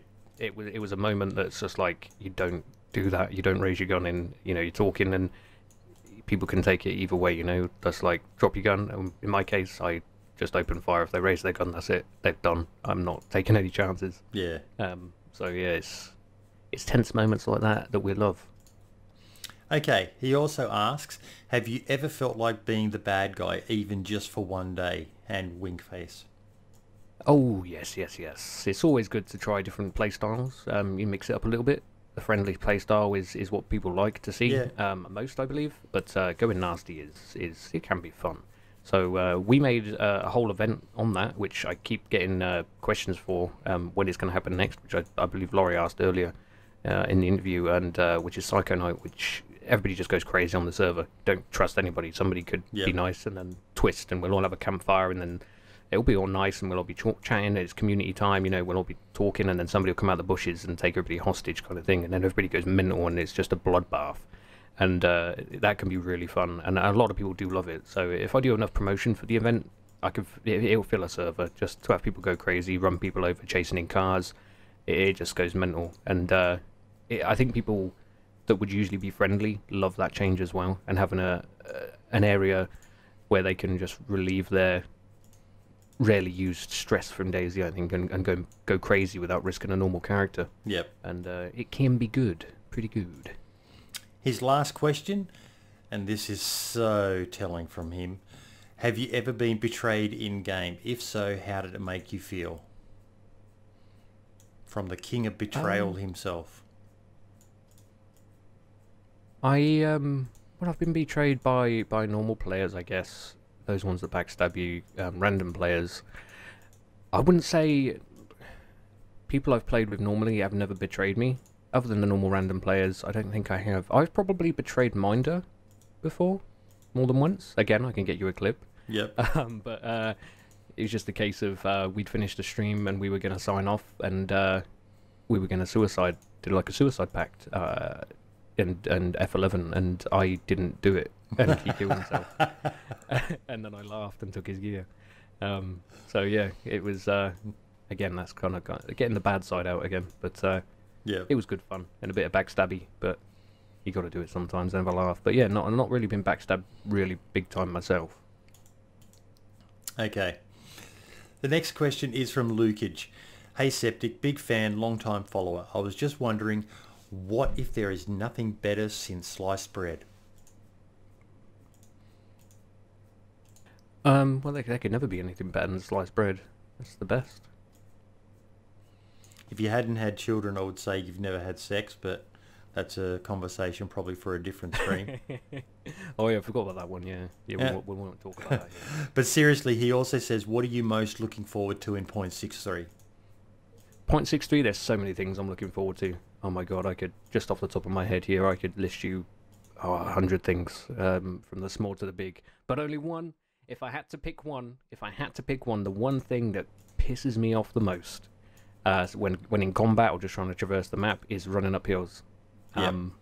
That's probably the most I'm looking forward to, just, you know, in combat. The hills at the moment are 6-2, and before, I've got me killed so many times in combat, or make the combat it shouldn't be frustrating as all hell. Yeah. So being able to actually jog up those hills and have control of your character like you should have is going to be one of the biggest changes, I believe, for 6.3, as playability goes, you know, without all the other content. And I think people are going to love that one change more than anything, and myself as well. You see, on that though, having been a soldier myself, and I know just how hard it is going up the side of a very steep hill with a pack on. Now, I believe they are implementing weight in the future. Mm-hmm. You know, you see that with items, and that one thing I think people need to start doing is if they're going to implement weight, that needs to affect your ability to run, especially running up hills. And it's something I don't do at the moment because you don't need to. You run at the same speed whether you're carrying a pack full of bloody helmets or you've got absolutely nothing on. But one of the things I remember from when I was a soldier, the minute shots rang out, you hit the deck and you dropped your pack, so that you were more mobile. So that's something I think they definitely need to take into consideration. I think that's the idea. I think that will happen. I will definitely be doing that, taking more of a tactical approach and real-life approach to things. If shit hits the fan, I will drop my pack, as long as, you know, I make sure I got some ammo in my pants or my jacket. Yeah. But all the important things, if, you know, Miss Sachs carried covered with food and filled with food, and just screw it. I mean, I want that more stamina, you know, because the heavier with the weight system, each item will have its own weight calculation, and the more you carry in, the lower your stamina bar is going to be. So you're going to be slower, quicker. You know, you're going to get that slower run speed quicker than a freshborn, say. So if you're in a combat situation with somebody with just an axe and no backpack, and you got a fully geared character with loads of stuff in your bag, and they're running around you, running circles around you before their stamina can run out, and you've got so much, you're just not going to be as fast. And run out of stamina, and your gun's going to be waving all over the place because you're breathing too heavy. Yeah. You need to drop that pack to get that, you know, get on the same level as them. you know, stamina-wise. And it will make people think about where they put items in more detail, like you were mentioning. You know, you're going to have to make sure you've got mags and ammo in your vest or in your pants or in your shirt. And the other essential stuff you need for when the shit hits the fan. That's it. So if you wanted to do a military base run, say you went to Tizzy, and I would probably leave my backpack outside Tizzy, to be fair, just so I could run quicker and get in and get out. Yeah. Especially, you know, if they do add the what's it going to be? No, you're going to have to wear those special suits. It's going to be the infected zone that they're going to have up there, the NBC suits, nuclear, biological, chemical. Yeah, that's the one. If they do that eventually, because we've not heard anything about that for ages, but I'll drop my pack, put the suit on, and run in and out. You know, you're not going to want to hang around in there. So yeah, you're not going to be able to pick up a load of mags and stuff, but you're going to be quicker. So it's going to be one of those things where you're going to have to juggle. What am I going to do here? Do I want to go in with my backpack risk and be versus slower? reward? Yeah, that's it. And it's all about risk versus reward. And no other game does it as well as DayZ. There is RNG involved, but it's different. Yeah, it's hard to explain. It's not like Battlegrounds where you're just not worried because you can play again in 5 minutes and get fully geared in 5 minutes time. But at DayZ, it's hours of your life you're dedicating to it. And with bases and everything like that, you're going to want to, be careful with your hoarding while you're hoarding that gear, where you're taking it to, how quick you are compared to other players. It's going to be so many more factors coming into it, and the weight and stamina is just one of those things. So, yeah, I think there's going to be a lot more tactical thought. So, it's going to be interesting. A lot of game changing coming, and it's going to people are not going to like it, some of it, and people are going to love some of it. It's going to be hard to take on board, but we can have a good time with it, I think. I reckon we can. Okay, the next question is probably my favourite question I've had from any interview. It's an absolute fucking doozy. You have no idea how long I spent thinking about my answer to this question, but I'll let you answer it first before I tell you my answer. Okay. The question is from Gibbs and Pieces. Which would you rather fight? 1 horse-sized duck or 100 duck-sized horses? That is a hard question. See, ducks, their wings are pretty big, aren't they? And if they were horse-sized as well, and just one of them, that'd probably hurt. Like they say, a swan can break your arm and stuff with its wing, and a duck being a horse-sized, I'd imagine it'd be a bit more powerful than a normal swan. And its beak as well. They got like kind of those ridges in it. It wouldn't feel nice. So I'd probably go for 100 duck-sized horses. I went the same answer as you, mate. Yeah, I just kick the shit out of them. That's exactly what I was thinking in my head. I'd just be kicking like a mofo. Yeah. Taking on a horse-sized duck, man, those fucking beaks are nasty. If you've ever been bitten by a duck. Oh, a normal one, if it gets you right, it does hurt a bit. Oh, yeah. And I actually was lying there the other night just thinking about a horse-sized duck. Fuck that, man. I would run like crazy. I don't think I'd be able to outrun it. Nah, it'd probably be pretty quick. But he does have a serious question. Do you feel that the current state of DayZ standalone would be at a better state now if Dean Hall hadn't left?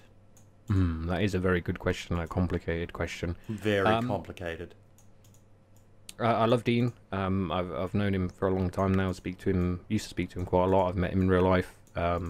Spent time in his hotel room, you know what I mean? Wink, wink. But no, not like that. Just for an interview. But gentlemen don't tell.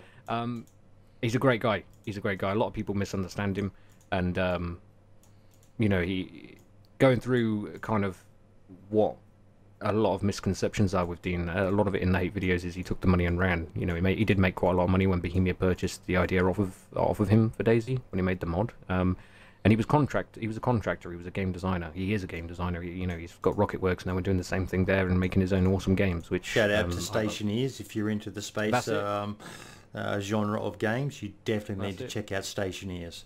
If you love things like Space Station 13, which it's kind of based off, it was one of his favourite games, if not most favourite game. Space Engineers, if you love that, give Stationeers a go. It's amazing. It's intense. It's proper spacey and scientific, and I get confused with it because I'm not spacey and scientific. So, but it's good fun though. It's I blew myself up in space many times.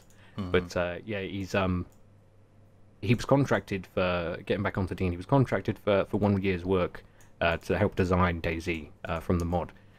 He did an extra year on top of that, contracted, and his old plan from the get-go, was to do climb the mountain that he did, Everest, and things like that. These were his bucket list, and DayZ allowed him to do that. And then he always wanted to have his own game company. DayZ allowed him to do that. His plan wasn't to ever stay with DayZ. It was as a game designer contracted to do that, and then move on to what his life goals were, which is what he's achieving now. But a lot of people think he just abandoned the project and left with the money. He didn't. DayZ made its money to make the game, which has been said many times, and the dev team is not going to abandon it either. They're going to continuously work on it to deliver the game that we all want. Whether Dean had stayed on or not, I think they would have still realised that the legacy tech wasn't good enough. Yep. Dean himself, when he was still with the team, announced Xbox version at E3, and so he was there when that decision was made, and legacy tech I don't think would have been good enough for console. Hence the Infusion next-gen engine build, which was much better performance than legacy tech has ever had, and should be able to run on the consoles, PS4 Pro and Xbox One X, pretty well. So I think it's still gone down the same road. Maybe it would have been slightly different with Dean there, but because I know some of his vision might have been slightly different, but it wouldn't have been too different. I don't think. From what I understand, if Dean was still there, the game would probably be different, and it would be a lot harder.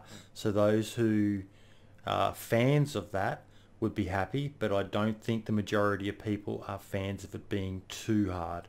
I think they want to leave that for the realm of modding. The vanilla DayZ is pretty good the way it is, because Dean, I still remember that thing.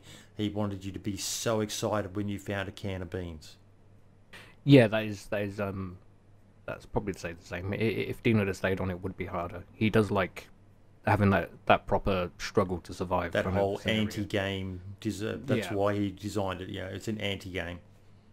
Yeah, I remember the early days of DayZ mod. It was like that until you figured out, how the AI worked, the zombies and stuff.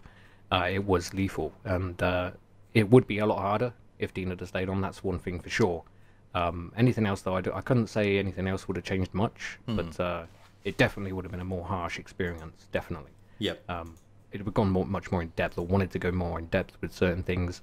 But I think from what we see now, what they're doing, and the vision that Peter has, the current lead game designer, I think he's amazing. I think he wants to push it as far as he can for difficulty in the survival genre, but not so hard that casual console players, because obviously coming to console, are going to just get pissed off with it because it's too hard. They want to relax and lay on their sofa or whatever and play a bit of DayZ and do farming and stuff. They don't want to go on and die because they can't find a can of beans. So you've got to cater to everybody, and obviously if you cater in your game to one specific crowd, that's a lot less sales. And Bohemia is a company at the end of the day, and they want as many sales as possible to work on the next project. Yep. So yeah, it's just a difficult thing, but I think as gamers we can sometimes get a little bit too, what's the word for it? We forget about the realities of the world, and what you just said then is something a lot of people have got to remember, that end of the day Bohemia is a company and they need to make money. That's it. They need to make money, otherwise we won't be getting DayZ 2.0, like the real DayZ 2.0 after this. Yeah. Which they like we said earlier, there's still a lot of attention about DayZ. We know the hundreds of thousands of views and everything, and everybody that pulled together for Wobo in his situation. There's thousands of people turned up. God, that was amazing. Yeah, nobody gets that many views, but for Wobo, everybody turned up. Yeah. And raised so much money for his situation, and it was amazing. Look at how many people were in his chat, mate. I don't know if you... Exactly. I think you were in there as well. There the whole time, yeah. I took my community there. Everybody else hosted him and took his community there, and I think everybody was there from the DayZ community and more, and then some. So it's whatever news there is or anything around DayZ, everybody pulls together, whether it's negative, positive, or raising attention, awareness, and some help for a community member in need, or a content creator in need, like in Wobo's case. There are thousands and thousands just sat waiting. And another thing, a quote that was brought up in my Discord as well, regarding DayZ, before I forget, these are the survival games that are coming out. They're going to cost more money. and you can't forget how many people already own it. DayZ, which is around 3.6 million, Yeah. just over. Going back to a game you already have to try again is cheaper than buying a new one.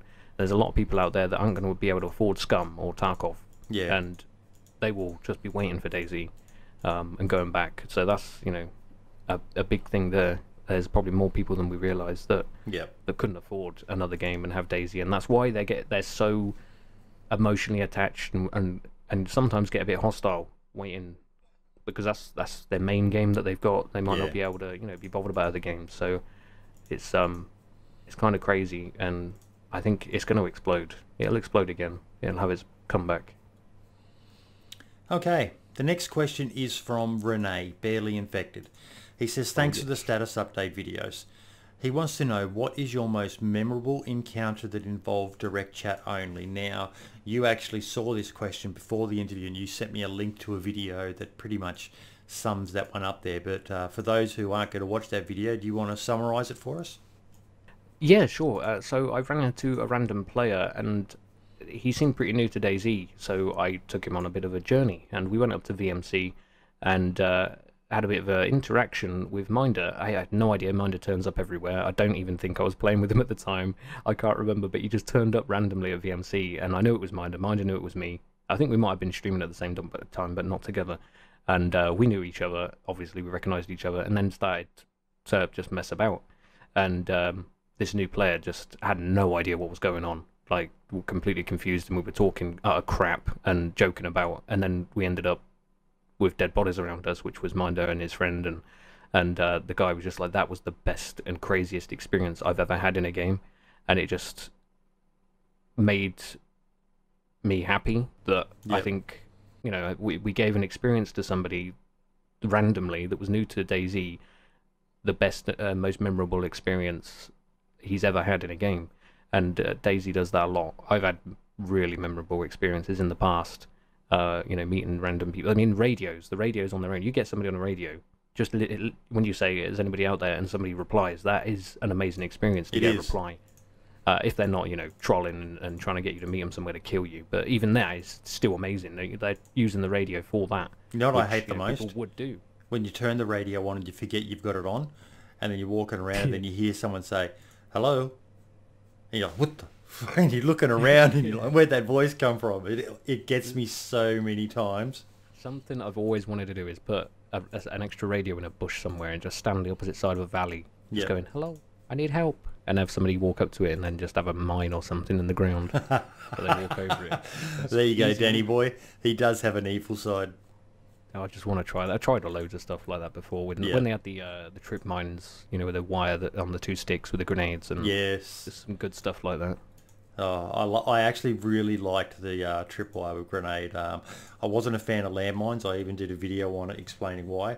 But I loved the tripwire with grenade because you actually had to set it up. There was a bit of risk involved if you fucked it. Yeah, I've done it before where I set it up and then I tripped the bloody thing, and you're doing the power hold out of there to get away from the grenade. Usually end up with broken legs at least, but yeah. Okay, we are now on to the meat of the interview. I know everyone's been wanting to hear more about status reports from you. So, first question is from me, because I've got a few from some other people as well that I moved to this section. Status reports, these are your bread and butter, being some of your most popular videos. What do you honestly think of them, mate?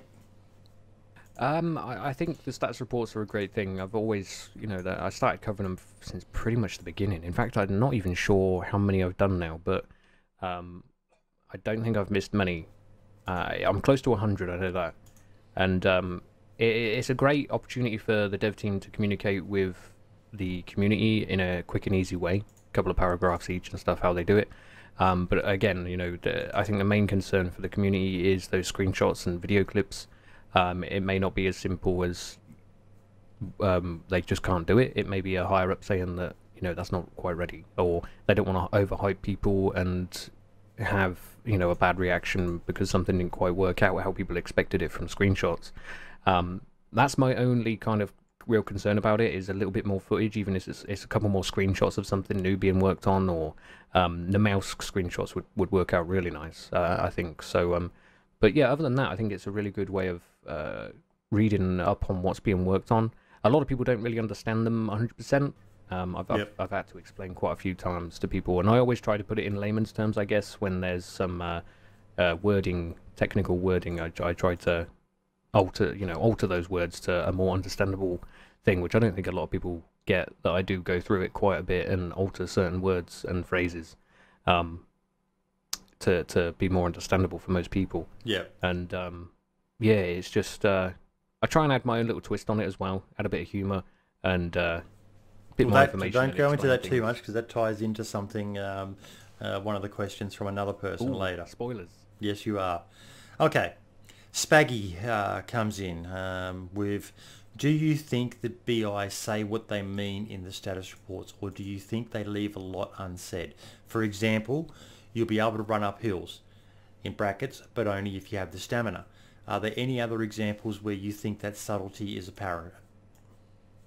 Not that I can think of. I think with the running up hills thing, like Spaggy mentioned, but if you've got the stamina kind of thing in brackets, it's I don't think that's going to happen very often. A lot of it should be pretty obvious. With stamina as well, you can run as long as you've got stamina. That kind of works for both, really. Yeah, I don't think there's much that they're not really saying that will go with something else. There probably is stuff that maybe not, is not getting said, but just because it's not the right time yet. They want to make sure that things are working as expected before they tell us more things, I guess. But as somebody who's played the 6.3 demo, it all seemed pretty good. There were some bugs in it, but it didn't seem like they'd hidden anything from what we played. Of course, it was a very bare bones demo, but I didn't feel like there was stuff that they'd said that was missing. The only thing maybe is, they've mentioned base building. In the demo, there was only the 3 items you could use, which was the generator, the light, and the cable. So I wouldn't expect too much in regards to base building straight away on experimental, maybe even stable. It's going to be, multiple iterations of that coming in. So, but yeah, not really hiding much, to be honest, other than what they're not showing and saying at the minute because of maybe trying not to hype people too much. It's not. Yeah, I wouldn't say there's anything else that's really tip my hat at, like, oh yep, what's going on here then? What are they hiding? No, not really. Awesome. Okay, I'm stealing a question from the next interview that I've already posted up the link for. A question was asked there I thought would be a really good one to ask you, and this question is by Ace Whittles of the DayZ Underground community. Are you satisfied with the status reports lately, or do you get the creeping feeling that they're hiding how watered down some of the big ideas for the game will end up? Genuinely interested in your answer. Yeah, so I do get a bit worried about them being watered down and stuff. Some of them are a bit underwhelming, the status reports. I mean, as somebody that has to edit, read them and record them and everything else, it's kind of a relief sometimes when it's a short one that doesn't hold much information. But it still can be a bit like of a bummer when you're not getting too much info. It feels like it could be watered down a bit, and they could say a little bit more to get the community that information. But again, I guess that could go back into the hype thing and not trying to get people too excited over something.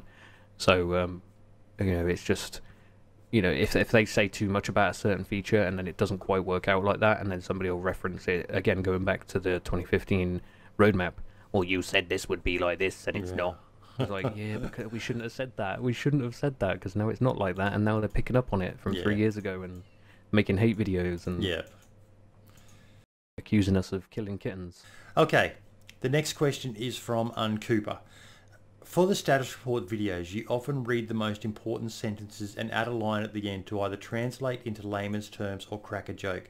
Do you ever feel like you can't add your own thoughts on the subject because you want to retain authenticity to the source material? I like watching your status report videos to remind me of the major details and hear some thoughts, but I'm left wanting more discussion. And I actually like that question because it's something I've myself have thought that it sort of ties in a bit to my next question, but as I've made it pretty abundantly clear, I don't understand a lot of the more technical jargon. And there's almost part of me begging for someone who understands it like yourself to explain it, to dumb it down for us retards who don't understand the more technical stuff. Yeah, that's it. I think that's why people like watching the status reports. It's I tried to crack a joke, make it so it's, you know, a bit more friendly than just a wall of text, a bit more approachable, and explain it a bit more in the details, like we mentioned earlier in a previous one, a bit more layman's terms, a bit more simple. So if there's an acronym, I'll break down the acronym to what it actually means, or if it's a certain feature that's, there was one of them, I can't remember what it is, but it's a weird thing and I struggle to pronounce it, let alone, you know, people understanding what it means. So kind of explaining every now and then what that means, and it's just something I feel like I got to do to help the community a bit more understand what's going on. And I'll do the same on stream. If somebody asks me the question, I'll try my best to talk slower, explain it a bit better, and things like that, just to get people to understand what's going on a bit more. And yeah, it's just, I don't know, it's just something I feel like I got to do, because sometimes the devs, I think, just go dev mode when they're writing these. They don't have a lot of time. It's kind of like end of the night. They're writing them out, and they forget that general public don't understand a lot of these terms. Yeah. But yeah, it's. I would love to go in more detail with it if I could, but again, with the content creation, you've got to keep them at a certain thing, a certain length, and keep them, you know, keep people engaged. Yeah. I don't want to do like a 30-minute video of me just talking and people get bored. So it's kind of, I can't try and juggle the both, you know, explaining it, a bit of humor, but not having it a 30-minute video. I like to keep below 10 minutes, 5 minutes preferably. Yeah. But you can't help that sometimes. If there's a lot of juicy info, it kind of around 10 minutes. If it's a quick one, I'll cut it down to 5 minutes, something like that. But yeah, it's not. I try my best, and if I can help, I will help. I always get asked questions in the Discord as well, so it's, you know, it's not just there, all the comment sections on the actual video. I'm always explaining stuff, so it works out pretty good. Okay.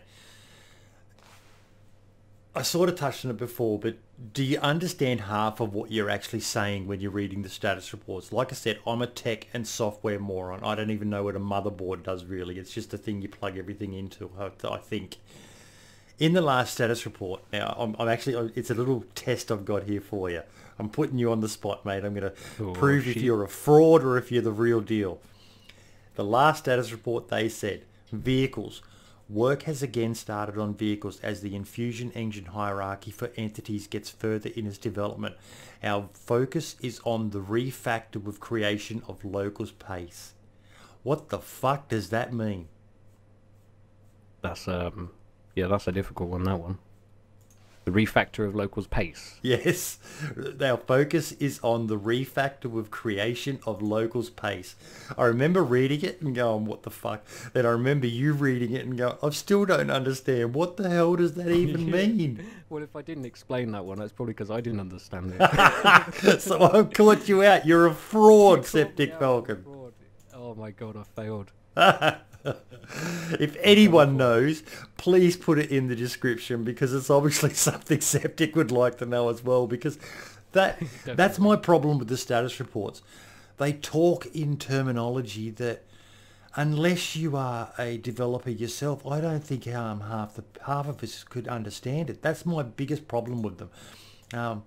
I love them in general, but they need to dumb it down just a little bit. Or when they're talking about something like that, yeah, you understand a shit ton more than me about all that more technical jargon. But yeah, there's a sentence there that makes absolutely no sense to, I would say, 99.9% of the people reading it. Yeah, that's probably accurate. Yeah, it's a lot of people at least that wouldn't understand that. I mean, I know quite a lot, and that's above my head. That's like straight in one ear and out the other. Yeah. And usually I would have answered those, but that one I probably tried Googling it and still didn't find an answer. It's that kind of out there. Because I would do that usually if it was like, what the hell, I'd Google it and get an answer at least so I could explain in it kind of rough detail. But that one I think was a bit just like, what? What? So I picked the one thing probably from that entire status report you didn't know. Said anything else? Dynamic mushrooms. I mean, yep, I know what. God, mate, well, how fucking... I think you already said, has there been a bag out video already of dynamic mushrooms? A video out of dynamic mushrooms. A bag out video by someone, or bag out comments about people taking the piss out of the biggest thing from the last status report was dynamic mushrooms. There probably is if you look. Yeah. I mean, I take the piss out of it myself because you got to have a laugh with it. I'm Oh sure yeah, the why developers have not? seen it and had a laugh, and you know, it's that's why I put it in the title. I thought, you know, it's why not have a laugh with it. You know. But hey, I as you probably said could have earlier, thought of a people better don't title, understand just how important that actually is. It is something that a Well, lot it of is, people are going to enjoy. It's something that people might not think is important. To be like, oh, we've been waiting for those dynamic mushrooms for years, mate. Now my game is complete. And I'm just like, no, it's you're taking the piss and saying they're useless. But how hard is it at the moment to pick apples? If you didn't do the you know, the spamming glitch, which I don't do for apples, Yep. I've done the water one because it's just so easy to drink at a well like that, and I don't want to get shot in the back. But you know, apples you're a bit safer. But I can't stand there for 2 hours getting 2 apples. Yeah. So if you physically can see the apples on the ground, they've fallen off the tree, they're nice and ripe, kind of all goes together, you know, it's legit. And there's 3 apples, you pick them up and eat them. And same with mushrooms. You see some mushrooms growing in a field, I probably wouldn't eat them in real life, but you can do it in game, and and you get some food. So you know who's going to be very happy about that? I know there is one person out there who will be so fucking excited that they are putting mushroom picking in. Toprek. I remember from when I interviewed him, that was his hobby that he likes to do outside of gaming, was going up into the mountains and picking mushrooms. I bet it is. He dries them off, puts them in a baggie and sells them. That's what it is. Okay. What would you do differently with the status reports if you were doing them? Again, it would probably just be as much information. It's not a simple thing. I know the dev team are in a kind of, you know, they've been in a hard place, and still are, you know, in the tail end of a hard place until we get it in our own hands and the community gets to see the hard work they've put in properly. I would like to say more footage. I know we touched on that earlier, yeah. Yeah, and that's the only thing I'd really do. I mean, wording, like we've said before, the wording probably a bit more layman terms, less of the stuff that confuses people, or they might not, you know, even know what that is. You know, make it a bit more simple. Yeah, it's going to make more work for them, but at least the community would be happier if they understood it. And yeah, just some more screenshots. You know, even a couple of screenshots doesn't have to be hard. They go in for 10 seconds and be like, oh, that's good. Yeah, snap, done. That's up. People have got a screenshot of something maybe new, you know, mid animation of a weapon or something like that they've done, and add that screenshot with it, or a little animated GIF. You know, they're not too hard. And I've said before, I'd fucking do it. You know, if they need the staff to do it, give me access to the test build. I'll go in and take screenshots and footage for them to smack up on the just website. want fucking access to I just want 0.63. access. Give me 6.3. And I'd be more than happy to do it if they wanted footage and proper cinematic footage recorded. I'd be down for that, but we're gonna have to wait for it. And I'll do all that anyway. I'll add my own footage to the status reports in future when we do have access. But it's yeah, it's just what I do. I'd go in and just add some more stuff for the community. But again, like I said, it's not that simple. There's something behind it. I think it's to do with the hype. Personally, they don't want to overhype things. And it's just, yeah, it's not an easy place to be at the minute. I wouldn't want to be doing their job right now. It's difficult, the hate and everything, and the press on them at the moment. But fingers crossed they can prove everybody wrong and make a comeback for DayZ. Okay, enough on the status report. I see you are also playing a lot of other games at the moment based on the videos that you're releasing. So what are you excited for in the near future? There's a couple of games I'm excited for, actually. I've had access to Sea of Thieves, which I guess you could kind of say is survivally-ish. It's similar. You got to go out and survive on your boat, gather loot. Similar. Yeah, I saw a lot of the people who I follow on YouTube and Twitch, which for me primarily is people who've played DayZ, and I saw a lot of those people playing Sea of Thieves. Yeah, it's got the same kind of loot mentality, loot and don't die, otherwise you lose the loot you've got. So you can stock your ship up with stuff you find on islands, like the bananas for health and the cannonballs. If your ship goes down, you lose all that. Yeah. So, you know, you want to try and survive. So there's still a survival aspect to it. It looks gorgeous. I mean, it's got the cartoony graphics with Unreal Engine 4, but it's got those water effects. It just look amazing. And it can go from such a chill game with friends to super tense naval combat. And they've done it really well. I mean, it's rare at the end of the day. They've always been known for good games. A little bit of controversy here and there, but they've most of the time they're pretty good. Yep. Other than that, it's just Hunt Showdown, which bloody server's been down all day and yesterday, so I haven't been able to get on. But that is I watched your video on that, and it kind of reminded me of Diablo in the Wild West. Yeah, I compared it to like Tarkov mixed with Resident Evil 7 because it's got that kind of similar gameplay to Tarkov. You go in for the raids and you want to get out with the loot. There's one of the several exits on the map, and but it's got those spooky monsters that just freak me out. So it reminds me of the battle with the spider thing that killed you. Oh yeah, it's freaky. And then the devs tweeted out a picture. It's got a face, a human face stapled underneath the spider. I was like, what the fuck? Why did you show me that? No, I don't want to even go anywhere near that. I risked it once. I ain't doing it now. I know he's got a face. What advice would you give to people thinking about buying DayZ, mate? Yeah, advice I always give to people these days is if they want to buy DayZ, I know probably dozens of people in real life, the friends and people that I know that are waiting for DayZ. I haven't told them I'm a content creator for DayZ and I know a lot about it. I just be like, yeah, it would be pretty cool, and then walk away. I don't want the attention, but it's I know there's a lot of people waiting for it for Xbox, and these are people on console. I constantly get that's something that we've touched on before about why DayZ isn't dead, and that's something that I've said to a few people that what you're forgetting about is the console generation. A lot of them have never even heard of DayZ. There's quite a few who have.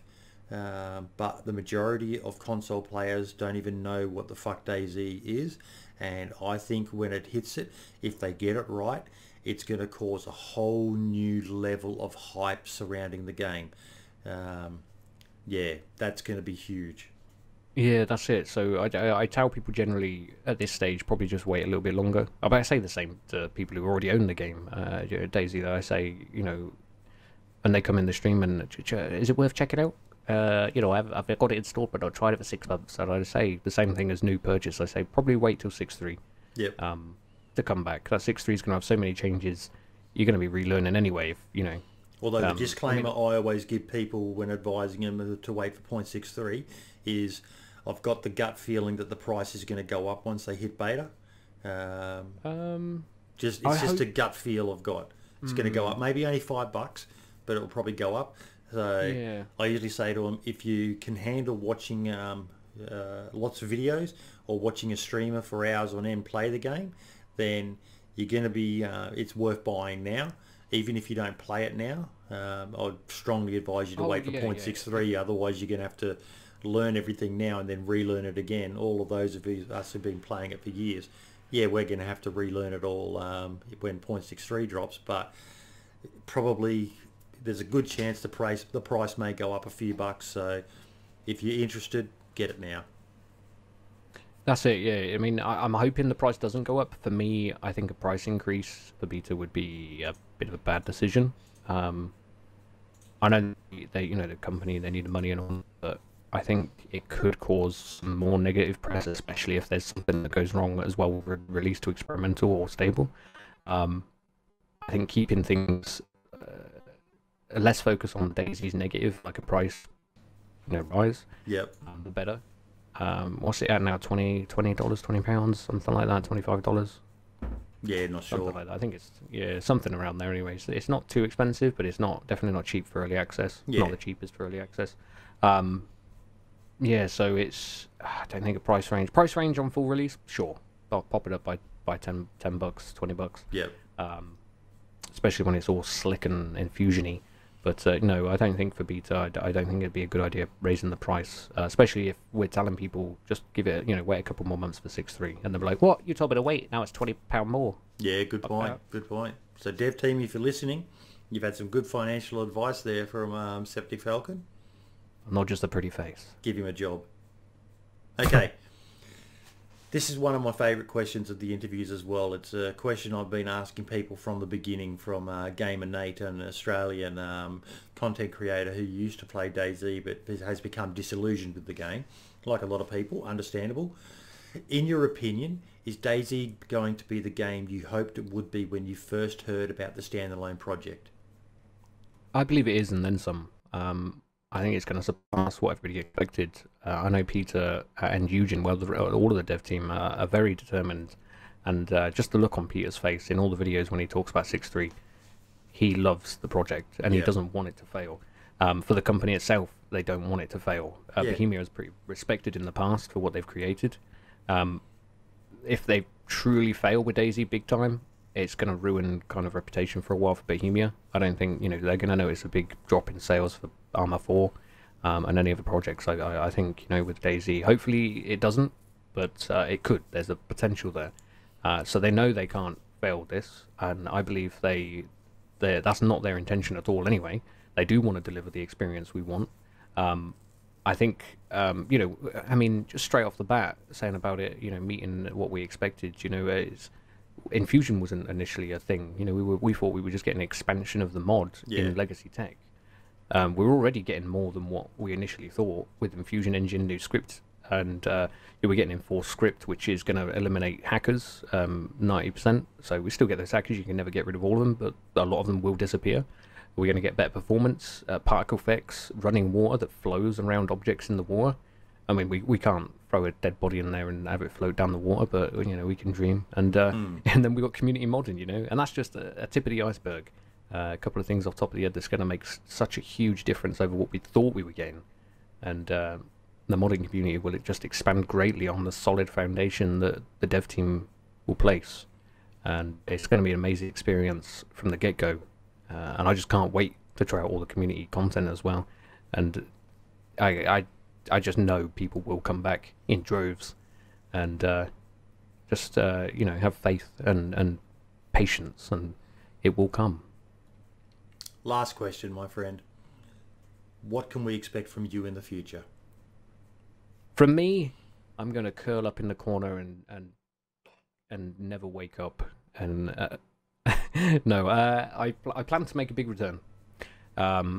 Life has been a bit hard for me at the moment. My wife's not very well, as you know.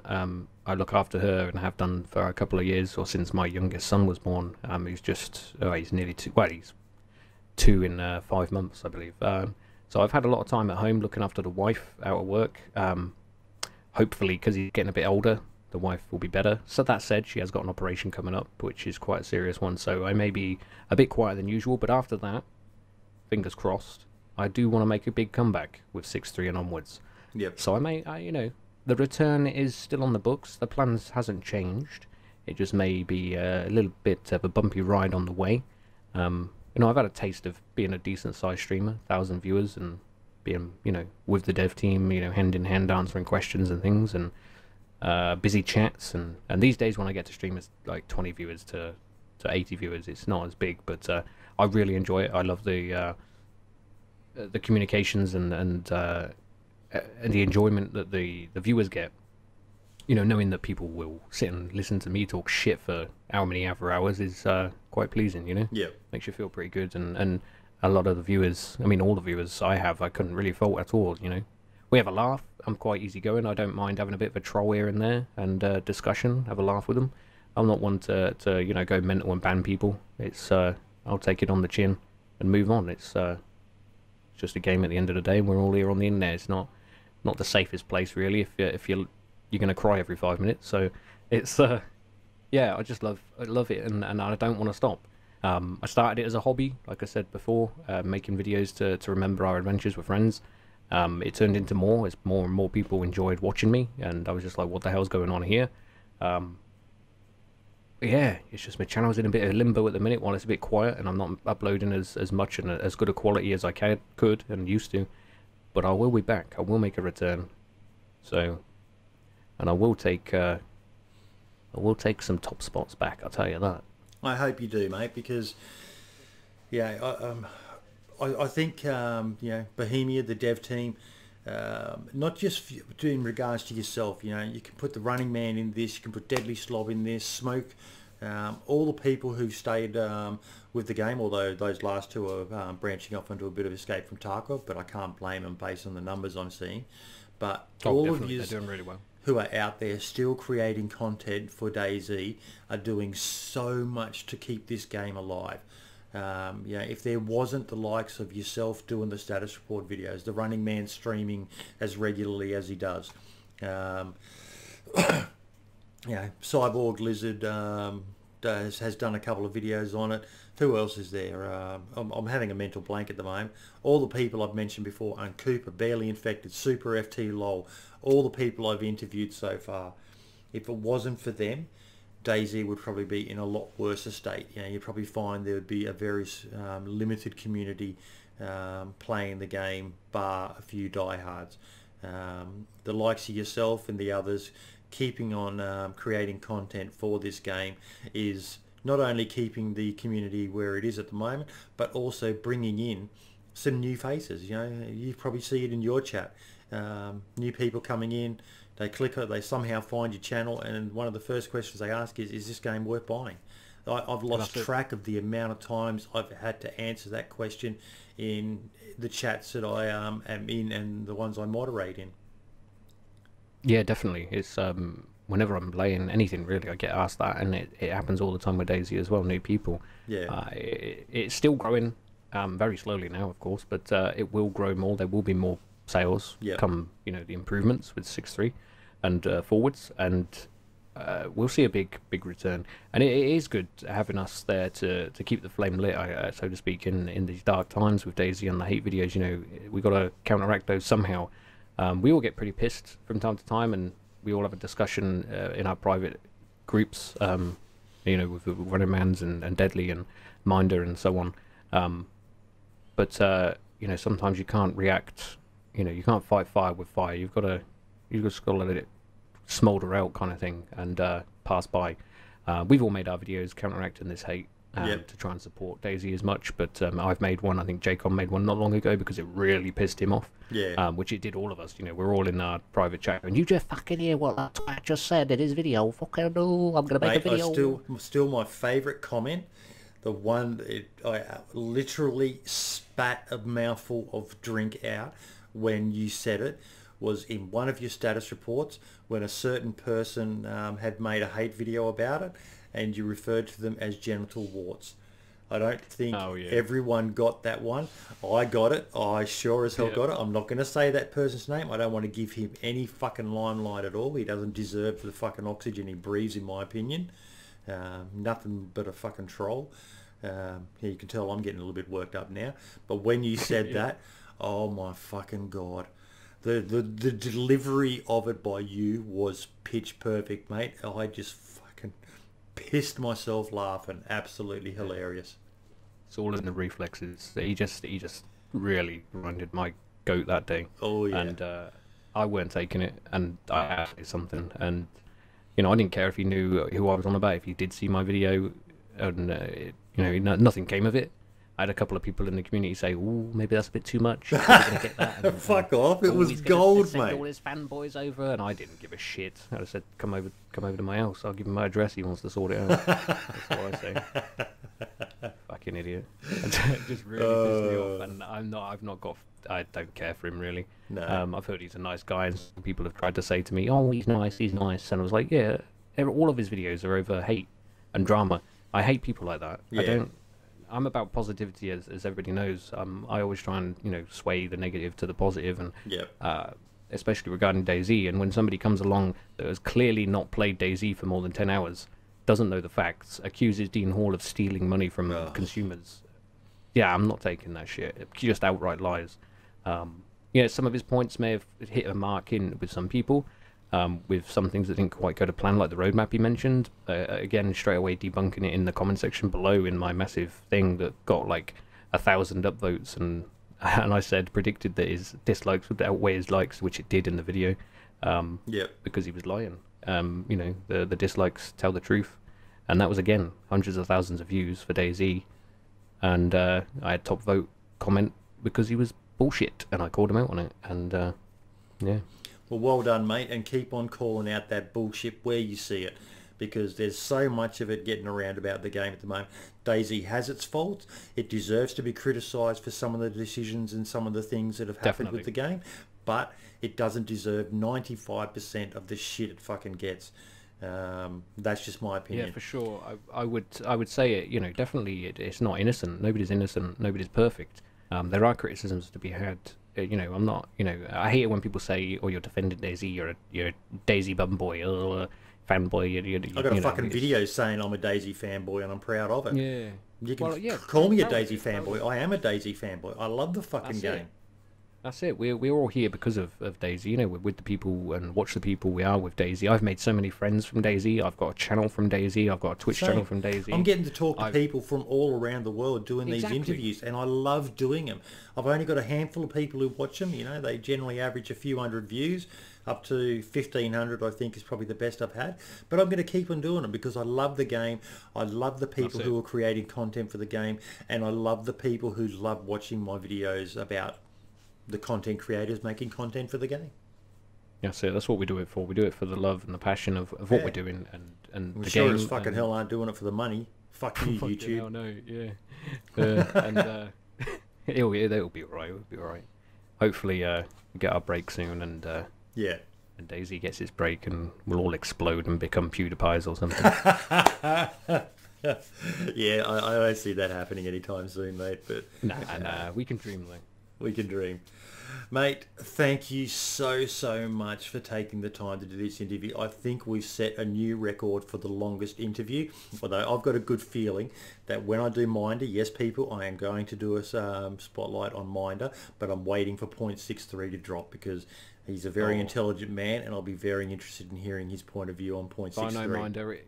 If I know Minder, he'll want to break my record. I think he could talk underwater with a mouthful of marbles. Yeah. Well, I was holding back there. I can ramble on for quite a while. I didn't want to bore everybody there. Nah, and mate, I bet we still went too long. I think, whilst you were, as you say, rambling, the stuff you were saying was of the nature that those who are watching this interview will probably have enjoyed hearing your points. They may not agree with everything, but they will still have enjoyed hearing your thoughts on matters. For sure. I don't expect people to agree. I love, everybody has their own opinion and their thoughts. I'm not trying to twist anybody's beliefs or anything like that. They can think what they want, and I'll have a discussion over it. I'll be in your comment section for your video, and I'll have discussions with people. I love the discussions about what we love and the passion, and it all comes through in the chat as well. I just hope people understand what I've said and it don't get taken the wrong way. So it's I love the community. I love the community in the game, and we'll always be around. So. Mate, once again, thank you so much. Now it's time to announce who the next DayZ Spotlight is going to be on. And this is one I think a lot of people are going to be interested in. The person I am interviewing is going to be none other than GG Sammy. Have you heard of GG Sammy? I have heard of GG Sammy. Yes. So you're probably aware of why I think a lot of people are going to be interested in this one. Oh, yes, indeed. Yes, indeed. I'm not looking to create any drama with this one. I just want GG Sammy to be able to speak his mind and also just answer the same questions as I've asked you as well. But I know they might change the answers. Hey? They might change their answers to the questions once they've heard what I've said. Oh shit, he's got a good point there. I better not say that now. Have you listened to every interview so far? I've listened to a few because I didn't realise you were doing them until not long before you asked me to do one, and I was like, oh shit, you're doing that? I better check up on those. And then I was checking them, and then you asked me to follow you for the DM to do one. So I was like, oh damn. So but I'll definitely be sharing them. Did it affect your answers though? Not based really, on the ones you'd watched before. No, not really. I still have solid thoughts on things, predictions and things like that. I don't think things are going to alter my vision on what's going on and what might happen. I just love other people's opinions, but I should stick around more. I think that's part of progression in the community as well. Running Man's done so well because he engaged a lot more as well. He's been very active on Reddit, and I think with your interviews, which are very good, and get that word out there more, whether you pretty much cover everything concerning DayZ over with all the content creators and the members of the community that people want to hear their opinion for. I think more people should get in the discussion on Reddit and get to know everybody a bit better. Yes. And I think that would just bring a much better experience when DayZ does get to that stage where more people are going to come back. Yeah, they're going to have a much more understanding community to play with. When you meet people, they're going to know what's going on better because you've discussed, and you know, people have calmed down a bit, I guess. And friends, family, we all become family, and just a pretty huge family that want to kill each other. Now, final thing, and I've given you no forewarning on this one, but what was your favourite question from a viewer? Favorite question? I think the Dean one was probably my favorite. A pretty difficult one, but I think we squirmed around it pretty well. It's truly honest. You know, I have utmost respect for Dean, and you know, I like that question. I think that was the one that stood out most for me. Other than the one where you got me to make, you know, look like a fraud. That was a good one. Ah yes, Gibbs and Pieces, Gibbs and Pieces. So Gibbs and Pieces has won himself a $25 Steam voucher or $25 in PayPal credit, which I will send to him. He just needs to get in contact with me on Twitter, but I'll also message him via Reddit as well, so I make sure that we get the correct person. Hopefully he'll get in contact with me before this video goes to air, and I won't have to worry about anyone trying to steal his $25 voucher. Yeah, just something I thought that I would do is a little bit different, this one. Yeah, no, that's nice, yeah. Congratulations to Gibbs. It wasn't scripted, I promise. Yeah. I actually thought you would have given it to him just for the one horse-sized duck or 100 duck-sized horses. Oh yeah, that was a good one as well. I suppose that, yeah, that's a double whammy then. Both good questions. We had a laugh with that one as well, didn't we? So. That's brilliant. Mate, you're an absolute legend of the DayZ community. I hope to God that your channel blows back up to the states that it was at before things went a bit pear-shaped for you, mate. I wish you all the best for the future. Much love, and please, for the love of God, people, if you haven't checked him out, please check out his channel, jump into his Twitch. He streams irregularly, but he does stream at least weekly, if not bi-weekly usually, aren't you? I try to do kind of every other day. Yeah. But there's no planned schedule because I could have to jump off any second with the kids and the wife. So, but yeah, I'll try and do at least kind of 3 days a week, but not really a planned day, a particular day that I'll be doing it. It's just kind of I'll do an announcement on Twitter or Discord and go pretty much. Make sure you follow him on Twitter as well, people, at Septic Falcon. Okay then, mate. All the best, and we will catch you all in the next one. Say goodbye, Septic. Goodbye. Ciao for Or now. do you want me to say, I'll see you peeps next time?